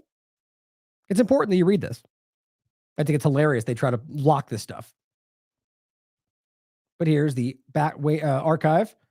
Rights groups demand Israel stop arming neo-Nazis. That might seem confusing to somebody new, but it shouldn't be when you understand the reality. And the point is, we're talking about the Azov movement. It's saying a group of more than 40 human rights activists have filed a petition with Israel's government, the high court, and saying, stop arming neo-Nazis. They argue these weapons serve forces that openly espouse neo-Nazi ideology, which we all know, and they cite the evidence of specifically the Azov movement. The point is, Israel defended this. They have continued to fund them. The point, and we'll come back to UNRWA in 1 second. The point is, this is not very hard to understand. Actually, we should even start with this one, which I know somebody in the audience doesn't like, but I do think this is a very valid and important point. As Dan Cohen points out, Ezra Yachin, who is this guy right here, who is the oldest living Israeli, the reservist, who then spoke up on an interview and said, these animals can no longer live. We have to kill every single one of them. Not Hamas, but all Palestinians. He was very clear about that. The point is, he's a member of the Lehi Party, the Zionist terrorist group, which again, they on the record, you can look it up, I think even Wikipedia, they called their own people terrorists at the time. I know it sounds crazy, but it's very clear. They maybe had a different connotation. But they twice attempted to align themselves with Nazi Germany. It's all on the record. He shows you an example of a document, but you can look this up in Wikipedia. Even once with Stalin. And as one of the points he makes, this is even after the beginning of the final solution. They are openly trying to align themselves with the very thing they claim they started the state to protect themselves from. That's because it's not about what you're told it's about. The Lehi continued to seek to ally with Nazi Germany even after the final solution had begun. This is Haaretz. It's not as weird as you may think when you realize that Zionism is another side of that coin, and it is not about Judaism. As Torah Judaism and different groups around the world, Orthodox Jews would love you to hear they are using Judaism to manipulate you, anybody who's paying attention, but specifically Jews. And anything that gets called out about Zionism gets redirected towards Jews at large, and they act like that's everybody else doing that. No, that's Zionism. There's certainly racists that exist, but they're the ones putting these people in harm's way, acting like they're keeping them safe. Martin Kanoki points out, you can't make this up. Leaders of far-right Swedish party with neo-Nazi roots until now boycotted Israeli officials as a matter of policy. They met the Israeli minister in charge of, quote, combating anti-Semitism in the Knesset. Quote, it says, it is clear that our parties and our nations share common values. You don't say. That this is exactly the point. Now, is this because suddenly things have changed? Or is it because that it's always been something they kind of kept more quiet that's now become very, very on the surface? Sort of like the Azov movement being the prominent government of Ukraine. We can all see it, but they just say, no, it's not. They're openly aligning themselves with neo-Nazi groups all over the place. I find that kind of hard to miss. Here's Dan Cohen also pointing something out. Netanyahu, this is on the 30th of January, appeared at the B'nai David pre-army yeshiva where Zionist rabbis openly praise Hitler and call for enslaving Arabs. He promised the Gaza genocide will end in absolute victory. Again, Times of Israel. Here's the person he was meeting, or the group anyway, and that's the guy right there. Here it is. Embracing racism. Rabbis at pre-army yeshiva laud Hitler.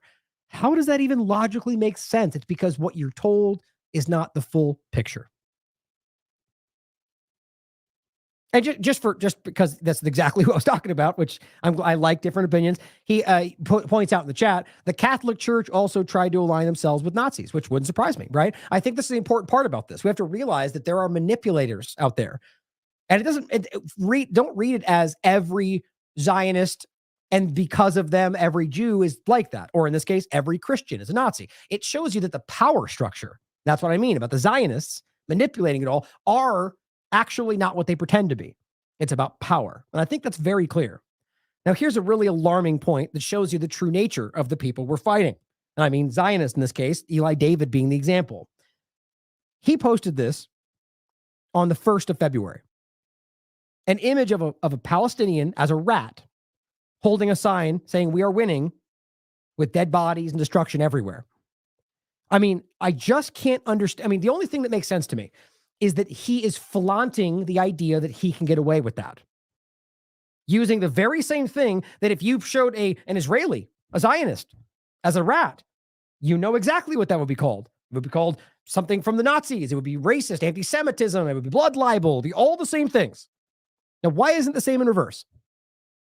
As I said, Eli, you are everything you pretend you are fighting. What can be more pathetic than that? Here is what Janice pointed out in response. Oh, look at that. Old Nazi propaganda that looks very similar to what you're doing. Kind of hard to miss the overlap. At the very least, it's hypocrisy. Right? Sort of like them saying, and Elon Musk backing it up, that if you say from the river to the sea, you're a racist and you want genocide. But when we say it, it's because it's right. They don't do anything. Netanyahu publicly put that out, saying from the river to the sea will be all of Israel. Eli David post a picture of an Israeli flag over all of the Gaza Strip, saying from the river to the sea. They're laughing at you. They know they're getting away with that, right? And it's the same point anywhere. It's constant. These double standards are everywhere throughout this conversation. And again, that's why people are waking up. Mohammed Safa points out all 27 EU leaders, as we just pointed out, unanimously agreed to 50 billion euros in support for Ukraine. That's euros, right? I think so. 0 for Palestine. Plus defunding UNRWA while they're starving. Obvious double standard. He says, I never want to hear any Western leader ever talk about human rights. Think about that. So they're starving to death. It doesn't matter whether you're fighting Hamas or whatever your narrative is. You know they're starving to death. Everybody's talking about it, and you give nothing while giving $50 billion to an obvious criminal entity? It's just so crazy. Arnaud Bertrand cites the Lemkin Institute, which, don't forget, Israel cited Lemkin in a point trying to make it seem like they were on the right side of history. The institute named after Lemkin for genocide prevention. It says the defunding of UNRWA represents a shift by several countries from potential complicity in genocide to direct involvement. You're damn right. As a reminder, the countries that defunded UNRWA so far, United States, Germany, Australia, Austria, Canada, Estonia, Finland, France, Iceland, Italy, Japan, the Netherlands, Romania, Switzerland, and the United Kingdom. Here's an example of a prominent one that did not.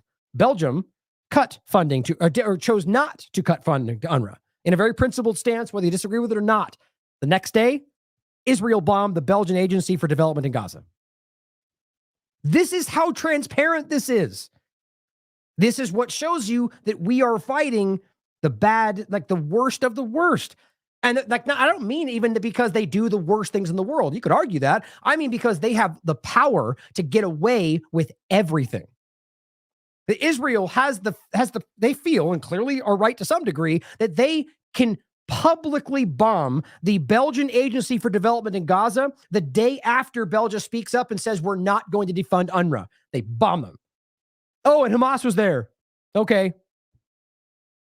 It's just so on the surface. Talk about war crimes. I mean, this is war crimes upon war crimes. You are literally bombing foreign countries' outlets, or I guess installations, because you don't like their politics. And they know they can get away with it. God, just so crazy. Now, Israel, the actual Israel account, first of all, Times of Israel acknowledges that UNRWA, while they're trying to wage a campaign to get you all to think they're terrible, is nominated for the Nobel Peace Prize. Just think about how divided that is. How hilarious. And look, I think we all can see that like things like the Nobel Peace Prize, the United Nations body, have almost always been leveraged against you. They've been used for the narrative, for the main agenda, whatever you think that may be.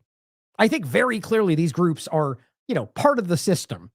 But nonetheless, you're seeing stuff like this, which shows you how broken this is, which still to me speaks to the fact that Israel is the one shooting themselves in the foot with this whole thing, that they went immediately to genocide, and even the people that would have normally supported them couldn't go along with it because it's that obvious, that belligerent, that disgusting. Not because they care, but because they need to control your perception of what they are. That's why CNN would suddenly go, oh, they're doing bad things, but then completely hide what else is happening. So the Nobel Peace Prize, they're nominated for it while Israel's doing everything in its power to tell you that they're Hamas terrorist Nazis. Israel, the main account of Israel's government, 1.5 million followers, says they wanted not to nominate bin Laden, but he wasn't available. Maybe you forgot that you guys created, funded, and armed bin Laden, and that he was an asset that you guys worked with right up until you made him the bad guy. And I'm not saying he's a good guy. What I'm saying is he was an asset that even the Washington Post called a warrior of peace until he then was the boogeyman of the world.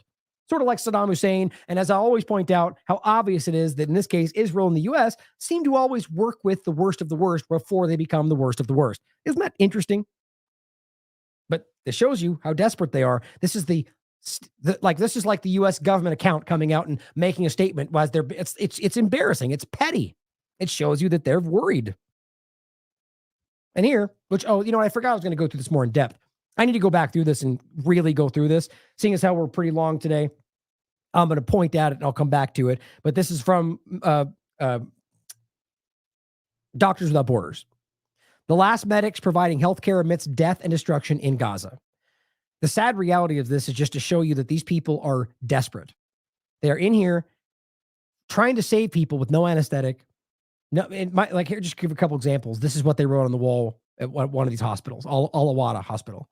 Whoever stays until the end will tell the story. We did what we could. Remember us.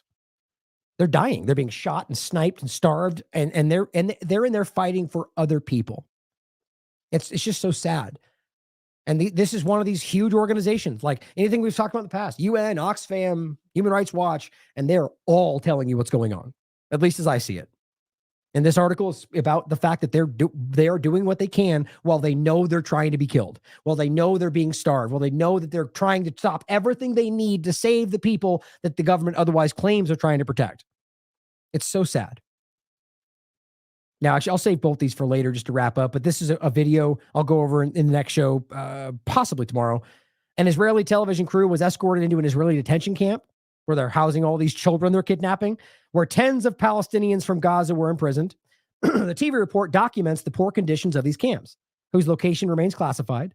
It exposes the inhumane treatment of the prisoners and the inadequate communal cells. The Israeli media outlets initially believed that these prisoners were combatants, but many of them, like others released later, were proven to be innocent civilians. Like, this is an Israeli outlet showing you how they're being treated. They just don't care. Now, this is something that was shared with me by Desmodos, the account we've shared recently. Now, I have an article about it now, but I wanted to share with you what she said to me, and this is crazy. So she says she had to remove, or let me see if I can grab it actually. Out. I forget what it was now. I'll try to find it and put it in the show notes. Here, let me do this actually. It pops up. That's what it was. Damn. Well, I'll have to find it. She's just an average person fighting back, trying to spread information. I think she's been doing a good job. She says, I had to remove it. Okay. The point was she posted information about dead children in the northern area that they've pulled away from. And we recently talked about this the other day, showing to people that journalists that have gone through there are now documenting the remains of dead children's bodies and people's arms that look like they've been bound that have been killed. Right? We know this is happening. It's all over. She posted this and it got censored. She had to remove it, she said, to get her account unlocked. And the point is, she has posted more graphic images. There's clearly something they're trying to cover up. She says it was a post about the horrors the Palestinians witnessed as they returned to the north of Gaza. Children's skeletons, and they had been blindfolded, their hands bound. Israeli military executed them. Even Haaretz has covered these executions. It says, I've never witnessed such barbarity and evilness in the open in front of our eyes. I won't look away as they want us to get used to seeing this as normal. If they can get away with this in the Gaza, any one of us can become Gaza. Here is an article about it. Somebody, actually, Marshall sent me this right before we went live, so I haven't had a chance to go through it. February 1st. I think I'll go through this again as well with the other stuff. I'll make sure this gets in the next show. Palestinians demand international inquiry after a mass grave found in Gaza. Bodies of Palestinian detainees who were handcuffed, blindfolded, discovered in plastic bags near the Gaza school. Guys, this is the most obvious genocide we've ever seen. It's so very clear what's going on. They're executing people in the streets. I mean, this is what they tried to make it out to be, what Russia was doing in Ukraine, when in fact it was Ukrainians doing this to other Ukrainians. This is obvious. And here are some of the images they found that they don't want you to see on Twitter. Horrifying, man. Now, I'm going to end with this clip from Miko Peled speaking on the astounding hypocrisy and willful ignorance surrounding the Palestinian genocide, and one that did not begin after October 7th, but has been going on for 75 years. Thank you for tuning in, guys. I know this stuff can be hard. You know, trust me, I know more than anybody, more than most, I should say. That's hard to cover this stuff day after day, to see this stuff. And I know I've had people reach out about how they need a break, you know, because it's getting hard. There's just so much negativity and so many bad things. And I get it. You know, there's no shame in taking a break from this. I myself need to break away sometimes. But I want to stress again how important it is that this is not what we're witnessing is, you know, the cliche kind of darkest before the dawn. I really believe that. It's such a positive thing to see average people for the first time in my lifetime being able to see through the kind of things they're lying about. And that is, it's the cornered animal, right? They are desperate to stop that. They will destabilize. They will do anything to get you to look anywhere else. But I just think it's important that we see the positive in that, as much as it's hard and it's a dark situation. But as always, to recognize that just because we don't fixate on it in this show, because this show is really about trying to highlight the problems so we know what to solve, but recognize there are plenty of people out there doing positive things, helping people. I mean, there are people that are fighting to help the Palestinians right now. I mean, which is what we're doing to it. I mean, like, but direct. Helping families get food. The point is, there are so many people out there doing good, fighting for good at their own expense, not your government, none of them, as far as I can tell, but they're everywhere. Do not lose sight of the positive, the human side of all this. That's what they're desperately trying to remove from you with the two-party paradigm, transhumanism, your humanity. They can't take that away from you, not right now, not without force. And I mean that in like the long term. I shouldn't even said that, like transhumanism. But in general, they cannot take your humanity from you. So stand up and show that and recognize what we can do. We're doing it right now. There's a lot more we can get out. And people always, they fail to recognize that just because they see me here, that they don't know what else we're doing. I don't often broadcast what I do outside of the show for security, personal reasons, but there's a lot you can do. Like I said, go out and talk to people, go out and have a protest, go out and talk to people on the street, hand out flyers. right? Go out and have a movie screening. Right? Show Abby Martin's documentary. War. I'm blanking on all of a sudden. Give me in the chat. Remind me what Abby Martin's documentary name is. I can't believe I forgot that. Gaza Fights for Freedom. A really important one. My point, though, is that there's a lot of good being done. You could be a part of that. You are a part of that. Don't lose sight of that. Thank you for being here today. If you'd like to support us, as always, there's a lot of ways to do so down below. I have to add PayShoot for the links down there, but PayShoot's one of the ones we mentioned in the beginning of the show. It's a new BitChute support platform. But, like I keep saying, guys, the more this goes forward, the more we get attacked. The more, like I said, there's multiple lawsuits being waged against us right now for frivolous, ridiculous things that I have to pay to fight because I'm never going to give in. I'm going to flee the country before I give them $1. I just can't let them win. But my point is that we will continue to need your support, and we'd like to keep going. And, it's important that we raise that. And as somebody recently pointed out to me, like, it's not, I am trying to grow. I think that's important, but we need to focus just on maintaining what we're doing too at the moment. And to do that, we need your continued support. So down below, you could sign up for $1 a month on recurring. Never look at it again. That's all I ask. But most importantly, just share the work. If not only, just share the work. That's the most important thing. Thank you for tuning in, guys. You inspire me every day. I love you all. As always, question everything. Come to your own conclusions. Stay vigilant.